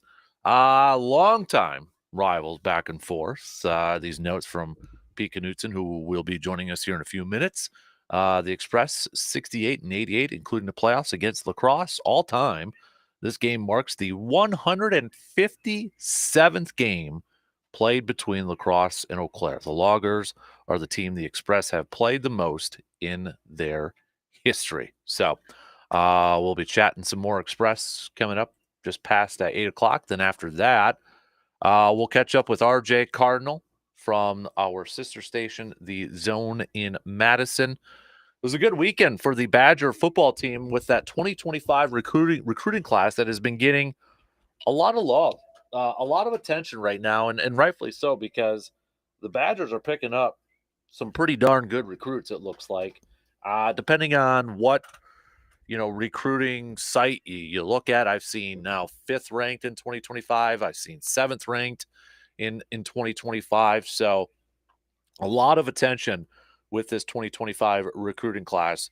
We'll chat with RJ and get his thoughts about that. I mean, one of the bigger ones from this past weekend, T.Y. Hilton, remember, wide receiver T.Y. Hilton, long time with the Colts. This makes you feel old. His son committed to Wisconsin. He was one of the 2025 recruits to commit over this past few days there. So, plus we will announce our next matchup in our 64 athlete bracket to determine Wisconsin's most underrated Wisconsin sports athlete of all time. We've got matchup number 2 currently underway. Lynn Dickey is defeating John Brockington. So if you think that's wrong, well, you better get to our Facebook pages and or Twitter and start to vote over there. We had BJ Surhoff defeat Jeremy Burnitz in our first matchup that we launched yesterday. So BJ Surhoff moving to the round of 32. Who will be joining him? Will it be Lynn Dickey? Can Brockington make that comeback? We will announce a Badger matchup right when we get to RJ Cardinal, so we can get RJ's thoughts on this potential matchup. So that'll be coming up about 8:25 this morning. Brewers will be back in action tonight. Another late game, game 2 of this series. First pitch is going to be around 8:40, even though they say it's about 8:38. Can we just round it up to 8:40 for crying out loud? But Tobias Myers is going to get the start for the Crew, looking for his 4th win of the season, coming off of 2 wins in a row, 2 really good starts in a row for Tobias Myers. So hopefully we've got another really good start for Tobias coming at us tonight. And then tomorrow, Freddie Peralta will be in the mound for the series ender. Hopefully we're talking about tomorrow, Brewers potentially going for a series win. But Freddie Peralta looking for a bounce-back performance too. No doubt about it. But Tyler Anderson's going to be on the mound. And Tyler Anderson, this is tomorrow. We'll preview it a little bit more coming up tomorrow. But lefty, 6-6 with a 2.58 ERA so far this season. So we'll throw some more Brewers talk coming up in the next hour when we got a few more minutes to hit that up. We got the Stanley Cup Finals continuing tonight too. Game 5 between the Florida Panthers and the Edmonton Oilers. Will Florida win it tonight? Florida's up 3-1. Will they win it tonight and secure Lord Stanley's Cup?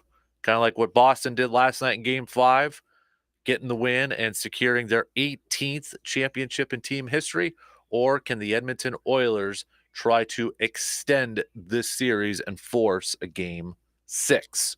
So that's that game tonight between Edmonton and Florida is going to be on 7 o'clock tonight. 7 o'clock tonight. But Boston now passing, going back to hoops here, the Celtics now passing the Lakers for the most championships in NBA history. A whopping 18 championships over there. Man.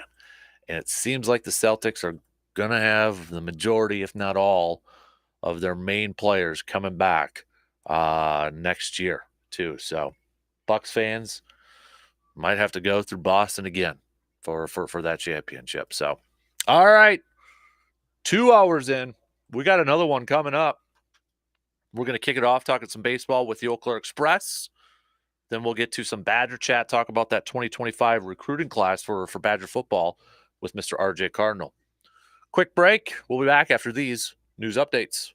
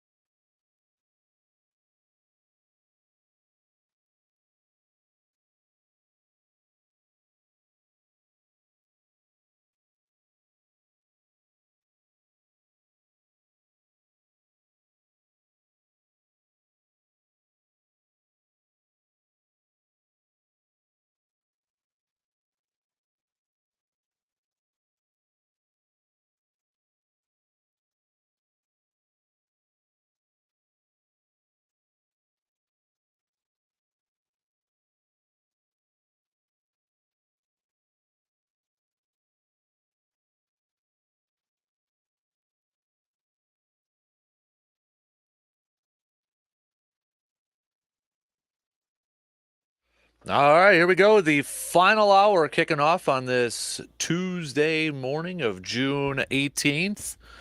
Appreciate you making us a part of your morning starts on this, so far sunny start to the day. Hopefully the weather holds up so we can get some baseball action in tonight with first of all, I got some Little League last game for Little Leagues to get underway here too. So hopefully we get that in. But also the Eau Claire Express returning home to Carson Park, where they will face their longtime rival, the La Crosse Loggers, helping us kind of preview this game and just kind of recapping what's been going on. His first time in for this season. The voice of the Express. Could we call you one of the voices of the Express, Pete Knudsen? Sure. Over there? Yeah, I don't say no to Right. to a little ego stroking, so that's fine. Yeah, Awesome. I'm good. Well, thanks for stopping in, man. Appreciate that. No It's good problem. to see you. So, I mean, how many years now has it been with the Express for you? It's been 10. I started in 2014. It's Okay. weird because I think it should be 11, but there was a COVID year, so I always have to like subtract a year. Yeah. So I think this is the 10th. All right. Yeah. So you're in the double digits now, man. Yeah, is that bad? No, I think do people now start to, is that like when people start asking you like how much longer are you going to do it for? Sort of thing? Yeah, I mean that's always kind of the way. I think that even started when my wife and I had our son, and that was my second year. So Yeah. so it's probably been going on for a while. But I still love doing it. Still I still love going to the park and that. So as long as that's happening, I Yeah. don't plan on changing that. So. You know, from when you first started to where it's at now, I know we got the Whiffley zone. I mean, there's been some changes Yeah. at the ballpark there too. So, Yeah, I mean, that Whiffley zone, if anybody hasn't been there, it's a really cool area to check out during games. Yeah, I've been walking down there before games, checking that out. And the Mhm. Saturday nights they have the bands down there. They had Yeah. Uncommon Denominator on Saturday, which was it's too bad it was raining because they were awesome. Yeah. Like, they were really good. Yep. And yeah, it's really cool. That bar actually. I mean, I don't know if he wants me saying this on air, but that bar that's that kind of storage container type thing that's Yep. back there. Apparently Dale did a lot of the work on that. Some of the wood and some of the stools and stuff that are down there. Wow. So he's I think that whole area has kind of been his baby a little bit. So I he's think kind of a handyman. Oh, I'm finding that out. Yeah, I mean, he Good does a to lot of know, that kind of stuff yeah. around the park, and yeah, you'd be surprised. You know, Dale puts in a ton of work, obviously, to Mhm. get the team ready, but you'd be surprised at how much work he puts in around the park too to make sure that the park's ready to go Mhm. for the season, just like everybody there on the staff does. But Right. yeah, he takes a lot of pride in that. So yeah. Absolutely. Probably, first few weeks in the season, maybe one of the more popular questions you guys probably get too. Is everybody with the team right now? Still waiting for some couple guys Yeah. and such? Yeah, we just got our Cal Poly guy, infielder from Cal Poly who played yesterday in the doubleheader against Duluth.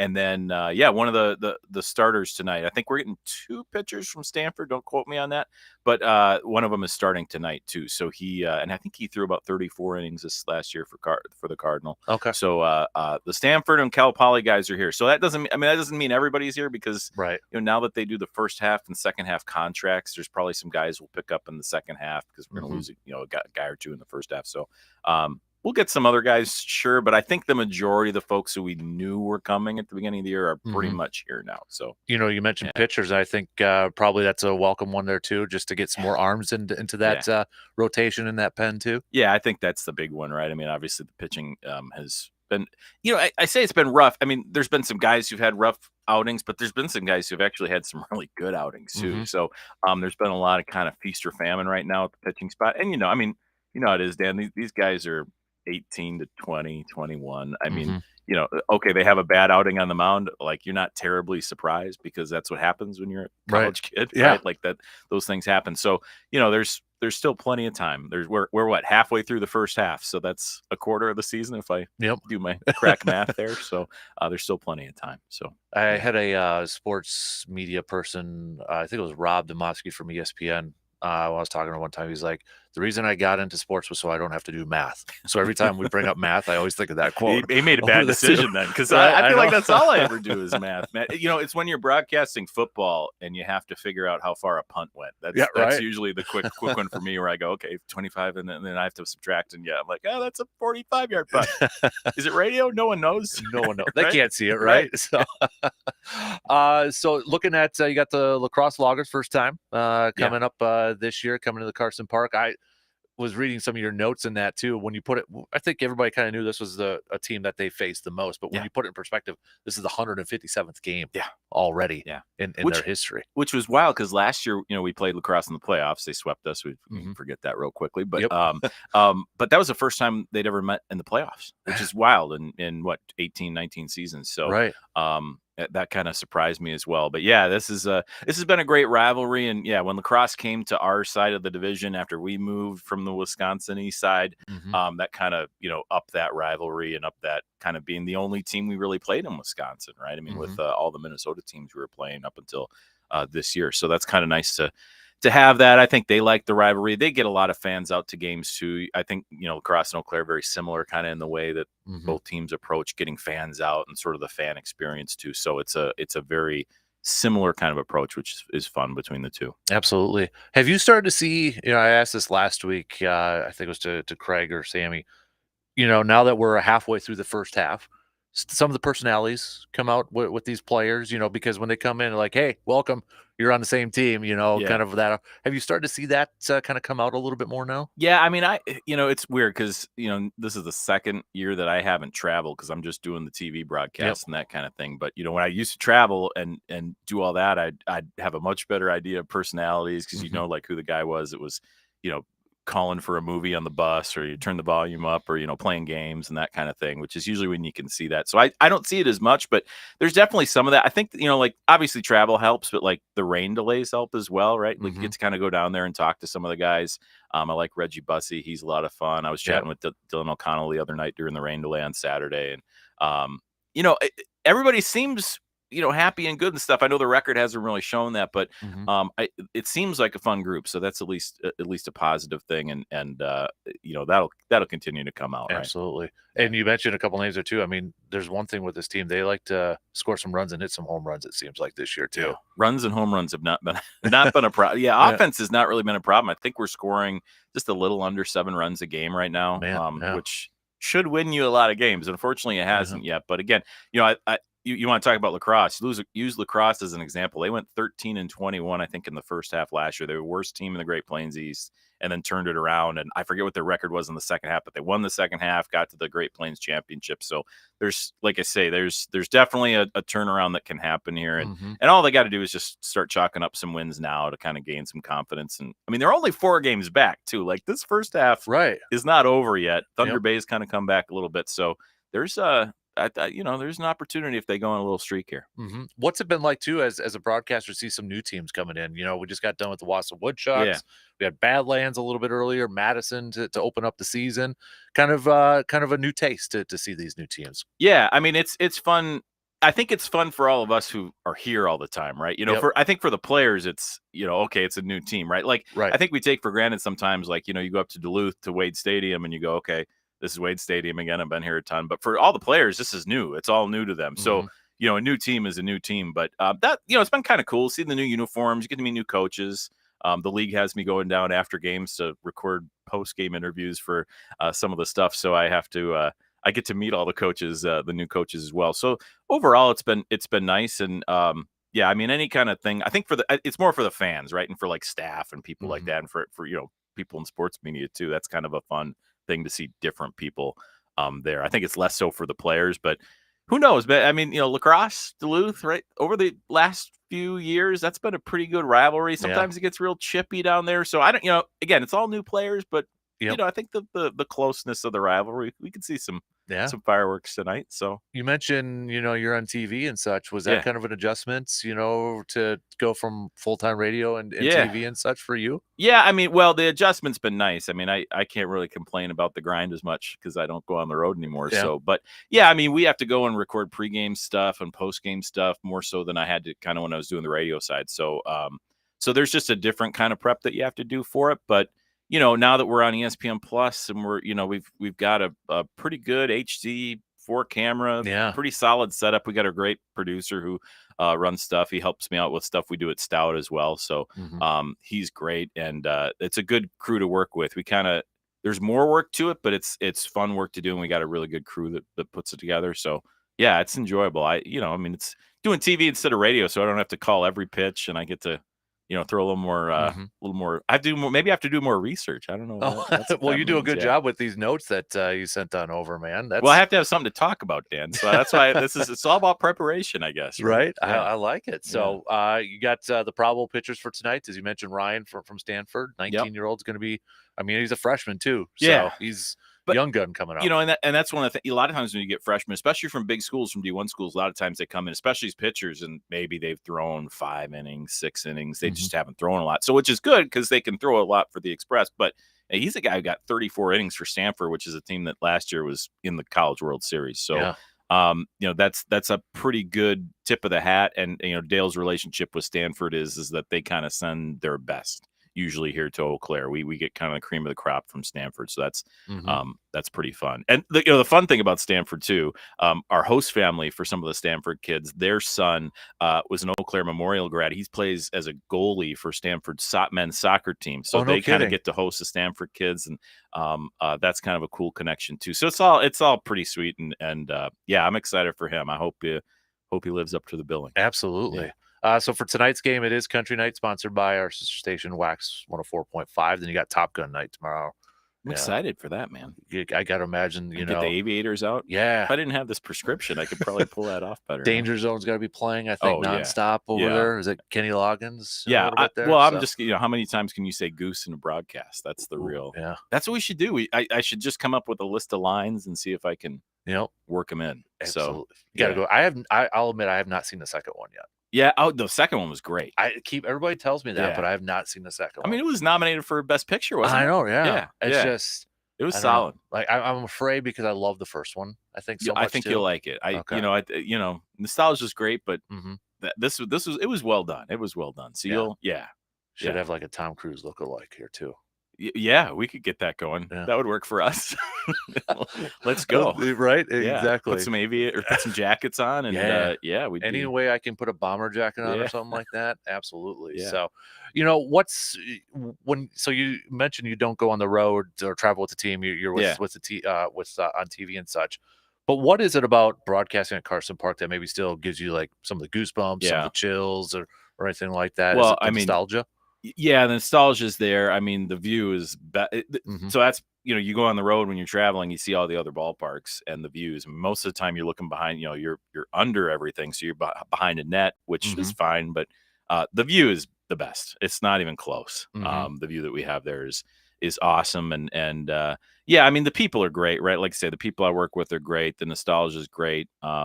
It doesn't get old walking into Carson Park and walking up the very not accessible stairs to get to the box and all that kind of thing, right? I don't know if it's sacrilege to talk about the Cubs in here. Is that okay? No? They're in last place, so it's okay. Right. Yeah. But you hear that from broadcasters about Wrigley, right? Like when you walk up to the press box there, it's that big ramp that you got to go up as well, right? And it's a sort of an old school feel to get up there too. So it does have that kind of feel, right? I mean, it feels like the Fenway.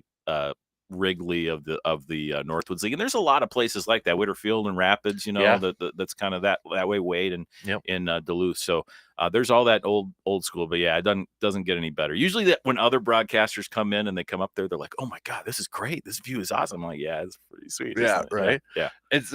You brought up Whitterfield. I was working in Rapids when they brought back the rafters. Yeah, and anybody who hasn't been there, it's like in the middle of the city. It's like a city block. Yeah, right. Because we would do flag football games for the Y right outside there. Yeah. I mean, and then I think they brought in the old county stadium seats and put them in there too. Yeah, they have some of that. Yeah. So there's that history over there. Yeah, Mankato did that when they did their renovation to their field. They got old county stadium seats and they put them up on. They almost made them like bar stools, pretty much, on these high top table things down the right field side. They've got a kind of a fan deck type of area there. So, it's always cool when they integrate that kind of stuff. But Whitter's cool. They got like the water park that's out now past left field. I know it's changed a lot. Yeah, they've got a bunch of stuff there. So and we haven't played them in a while, but there's so many cool parks in this league, and with its history to old minor league stuff, there's some great history around it too. I mean, you've seen a lot of growth in the Northwoods League since you started broadcasting and such, and it seems like potentially even more coming down. The wire here, maybe some more teams. I mean, what surprised you maybe the most in your years with the growth of the Northwoods League? I mean, like for me, it's a broadcast standpoint. Like from a broadcast standpoint, I mean, it's we were running. We used to put a camera on the what's the center field pavilion there. Oh, There used yep. to. I think you can still see the little clip that we clipped the camera into. That's up there still too. But now we put it up on the light pole, and we're all HD. And I think right before I got here, they used to have an old camera system they'd use that was like a security camera thing that you'd control with like a joystick. There was no actual people on the cameras and stuff as well. So that's come such a long way. And, being on, like you say, on ESPN Plus and, the All-Star games, I don't know if we're doing it on ESPNU again, but we did last year with those. Yeah. So that's come a long way and that's been pretty fun. But yeah, I mean, now, I think when I started, there was 16, 14, 16 teams. There's 26 now. So Mm-hmm. yeah, it's wild how many spots are there. So, Eau Claire's kind of a little, they're not the original, but they're part of the old guard a little bit Yeah. in the league, which I think, that lends you some credibility and Mhm. lends you a little bit of that good karma, I guess, as Yep, well. So exactly. yeah. So, you're still teaching too, right? So Yeah. UW Eau Claire? Yeah, UW over Eau Claire, there? molding young minds. Yeah. Some people would say that's dangerous. I don't Do you know. have to work with Hoven quite a bit over there? Yeah. Hoven's I'm sorry, great, man. and That's yeah, no, I got to do a few games for them on the Blue Golds TV broadcast this year, which was fun. And yeah, it's always great to have Hoven. You have Hoven come into classes and talk about what being a sports information director is. And Yep. yeah, we get a lot of people interested, and it's fun too. That's a great point. Like we have a ton of interns every year that come from Eau Claire, from Stout. Yeah. And having local interns, like it's great to have kids from D1 schools who come in because they come in with a lot of pedigree and a lot of, they Mhm. kind of know what's going on. But then you can give that opportunity to kids at a D3 school and the local school as well. And sometimes those kids are some of the best interns we have. So Right. that's always a lot of fun. For anybody listening, to just to kind of wrap it up with you, Pete, if they haven't been to a game yet, but Yeah. maybe they're going to the lacrosse games coming up here, who are maybe some of the players that kind of really jumped out to you so far? Yeah, well, this year? this season, it's a ton of local guys, right? And Mhm. and local guys who are playing at a D1 level. Cole Selvig just pitched yesterday. He's obviously I think he's the second player we've ever had from Regis. I think Paul Petit was the first one back Okay. in 2019. So that's a pretty cool thing. Evan Gustafson's just joined the team, the catcher from Altoona, who's playing at Oregon State. And then you have Dylan O'Connell, right, coming back from last year. He's a good one to look at. My favorite to watch right now is now I'm playing favorites, I guess, but I really like watching Reggie Bussey in the outfield. He can cover can cover everything.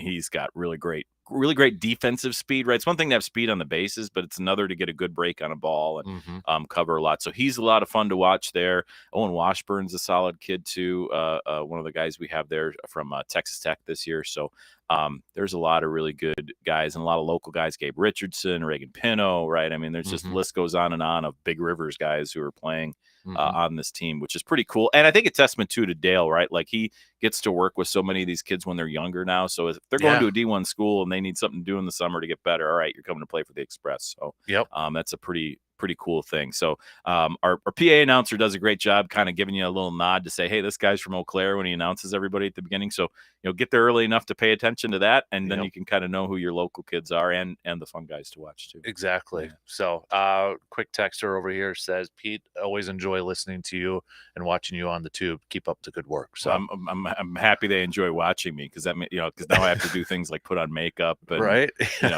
have to look presentable. So That's- that's why I that's- like the radio days, Dan. You know that, Yeah. right? Like you just can I can show wear up whatever. You can show up dressed however. Yeah. No one knows. When it's like 100 degrees in the studio, nobody knows that I Right. might be shirtless or something like that Right. just to get through the day. You might So, be shirtless right now. They have no idea. Yep, exactly. Pete, thanks for stopping in, man. It Yeah, was great catching up appreciate with you, and we'll catch up at the ballpark again, man. Sounds So, good. All right, we're gonna take a quick break. RJ Cardinal from the Zone in Madison. He's coming up after these quick words.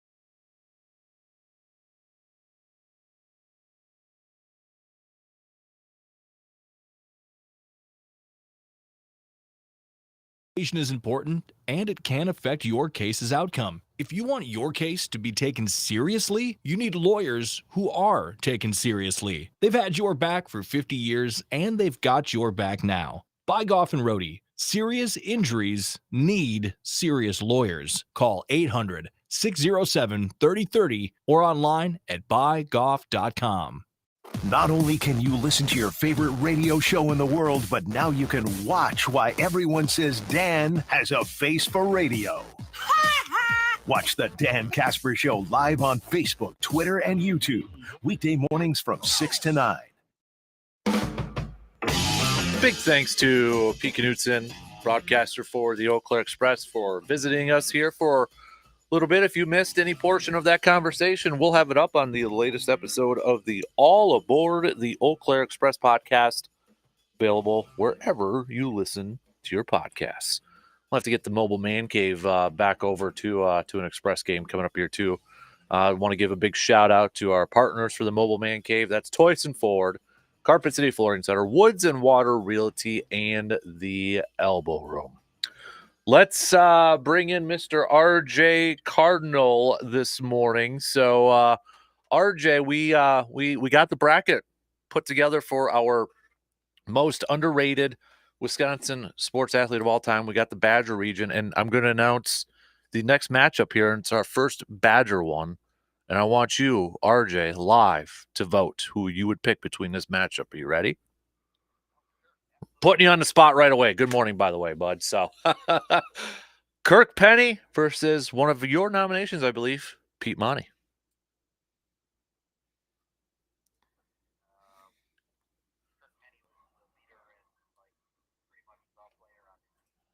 Mm-hmm.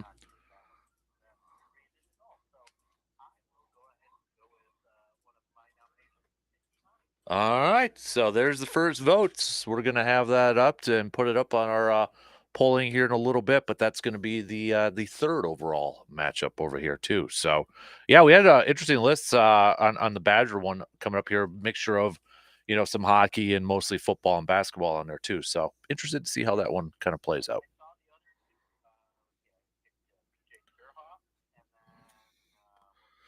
Lynn Dickey or John Brockington?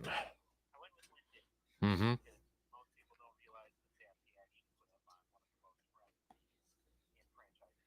Yeah. Did you see the whole Badger region by chance? Oh yeah. Yeah, absolutely. It's got there's a few names that you mentioned last week when we had you on that made it on there. So curious to get your thoughts.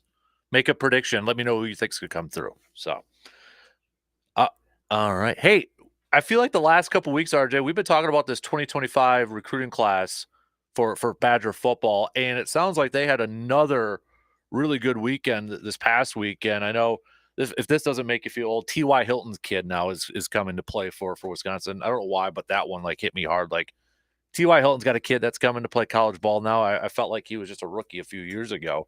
But I mean, he's coming, got some more guys coming. Depending on what site you look at, I've seen as high as, fifth ranked class for 2025, seventh ranked class. But it seems like the Badgers and Luke Fickle and the staff are kind of killing it with this class, RJ. Oop.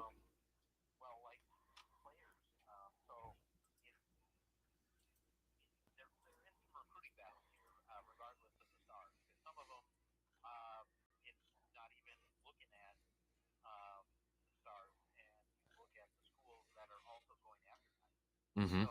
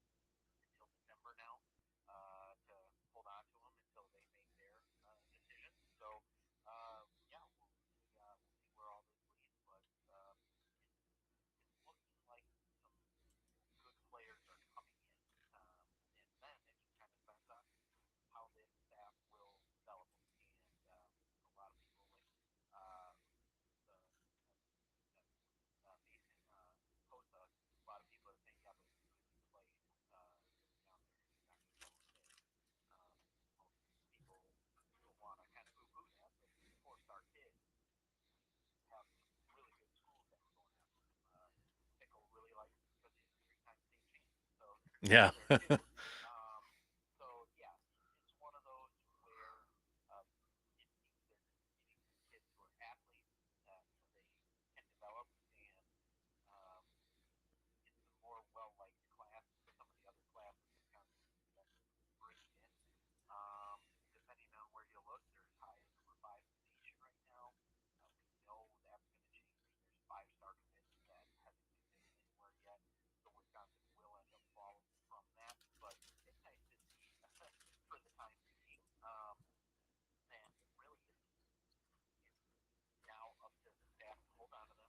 hmm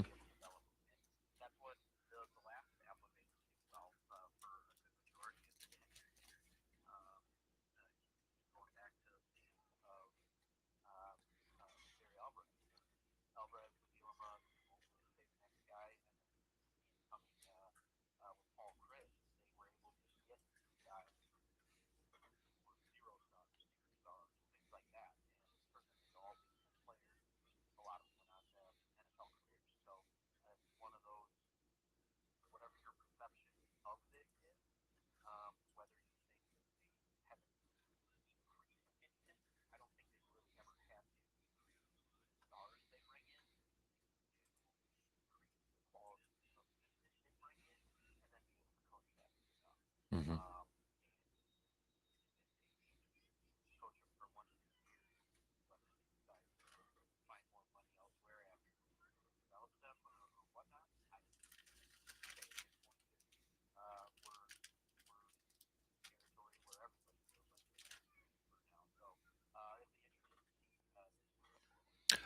just to kind of put it in perspective too, you mentioned with those recruits to hold on to them. I mean, that's a different part in this recruiting game that we've seen over the how many years ago now, isn't it, RJ? Where it's not just like verbal commitment and those guys are coming. I mean, it could change. We've seen it the last couple years, especially with the Badgers and other programs. I mean, it's still you can't feel 100% confident that all these guys are coming just because we've seen other guys decommit and go somewhere else, right?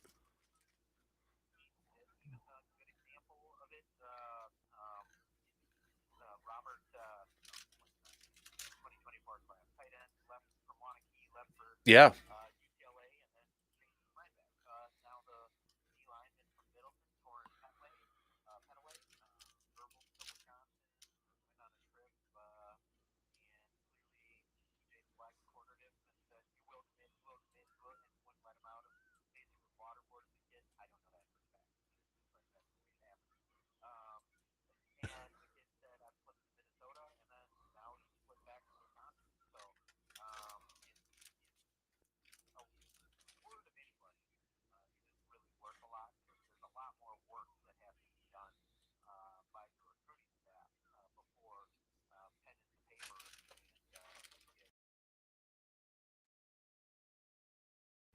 Yeah, I mean, when that's where I'm like I'm excited about this class.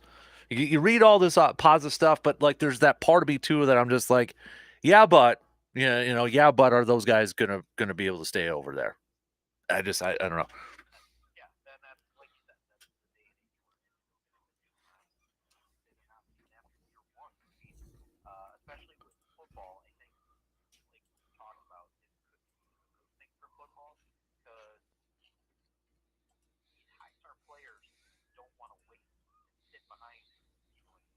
Right.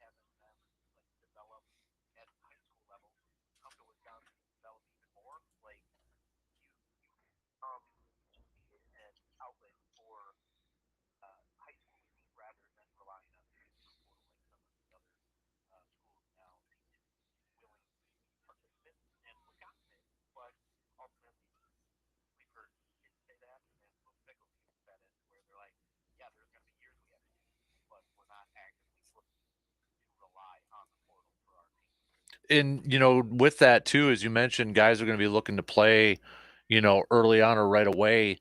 Do you think that's something, I'll go maybe use the 2025 class as an example. Like, we're going to see guys potentially play freshman or sophomore year, because maybe in the past we're like, okay, 2025 class, great, looks good, but maybe we're not going to see those guys for, 2027 or something like that.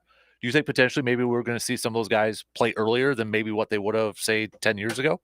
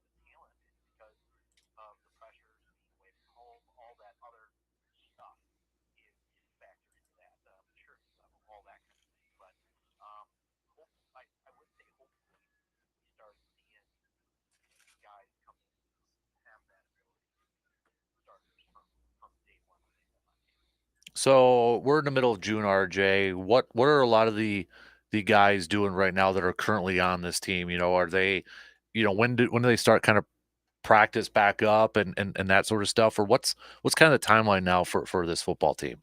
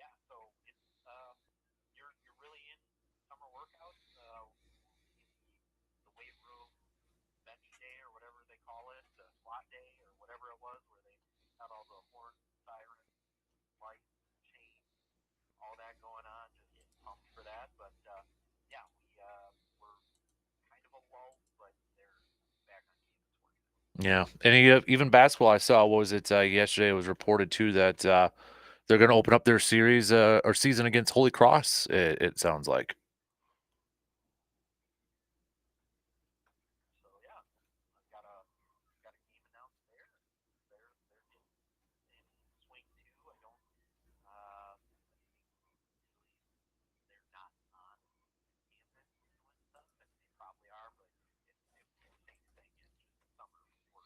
Hmm.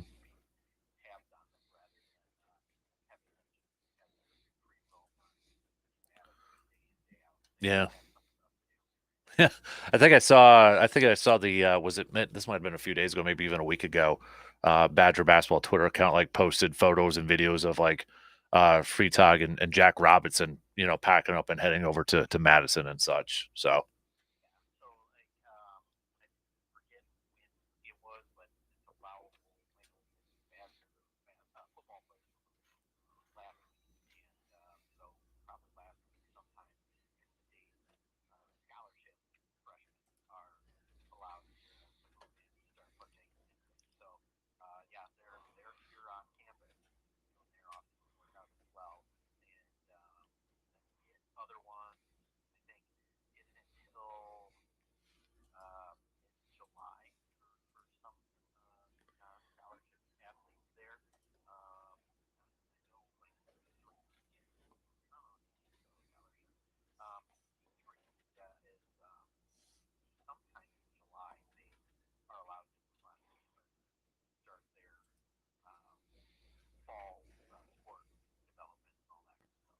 gotcha.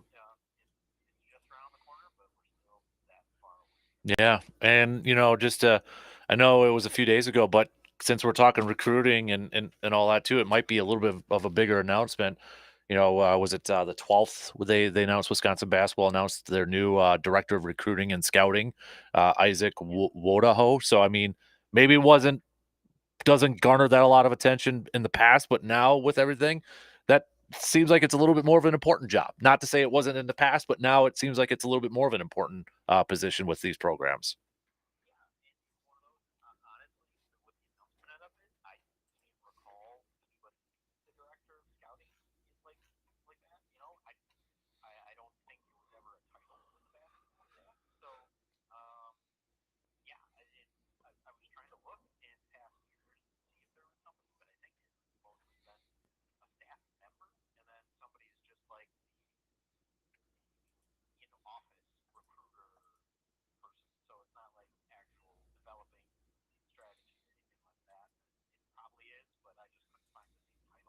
Mm-hmm.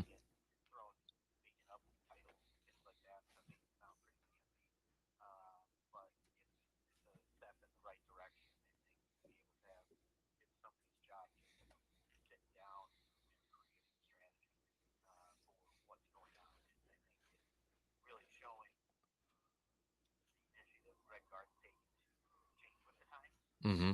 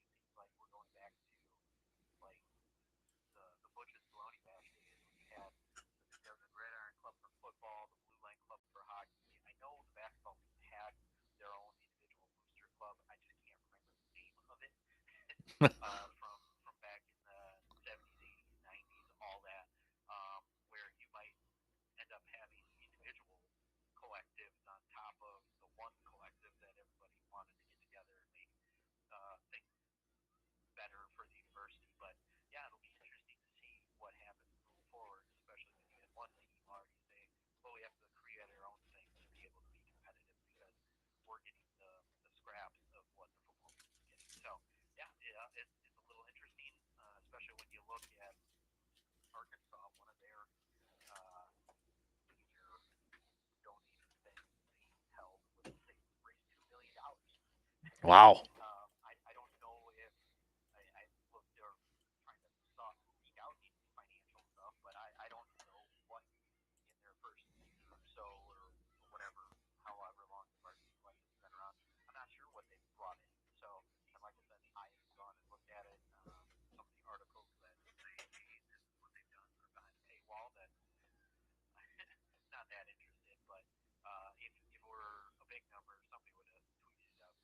Right. No kidding. So he's RJ Cardinal, our Badger analyst, Zone and Madison. Dude, appreciate it as always, man. Appreciate you stopping by this morning and chatting a little recruiting class with us and such.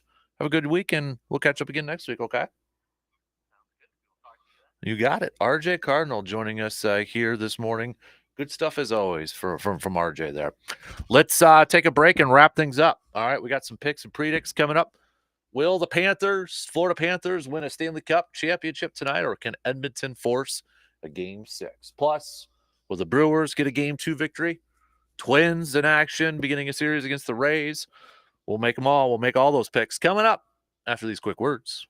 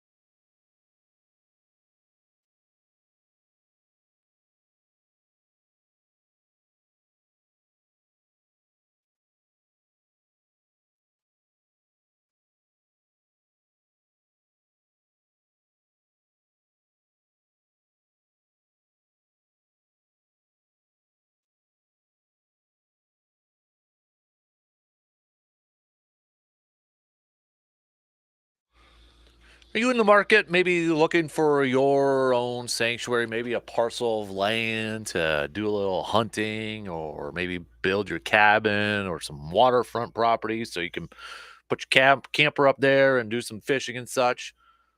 Well, check out woodsandwater.com, Woods and Water Realty, because your oasis may be awaiting for you over there. Check out all the listings, and or maybe if you're looking for a new home, to move into a new home, Woods and Water Realty, your go-to place when it comes to looking for a new home or looking for some land, do a little hunting, maybe creating your getaway, your escape over there. I know I check woodsandwater.com all the time, maybe trying to find a little waterfront location to have the boat tied up to, and always going over there and doing a little fishing and such. So visit woodsandwater.com for all listings over there. And we've used Woods and Water, my wife and I, whenever we've our last couple home purchases, and they're just they're awesome to work with over there. So shout out Kristen over there too. So woodsandwater.com. Also, if you have been going outside, spending some time in the outdoors and having a little walk, doing some fishing, don't forget, I want to see it. Okay. I don't care if it's around here or if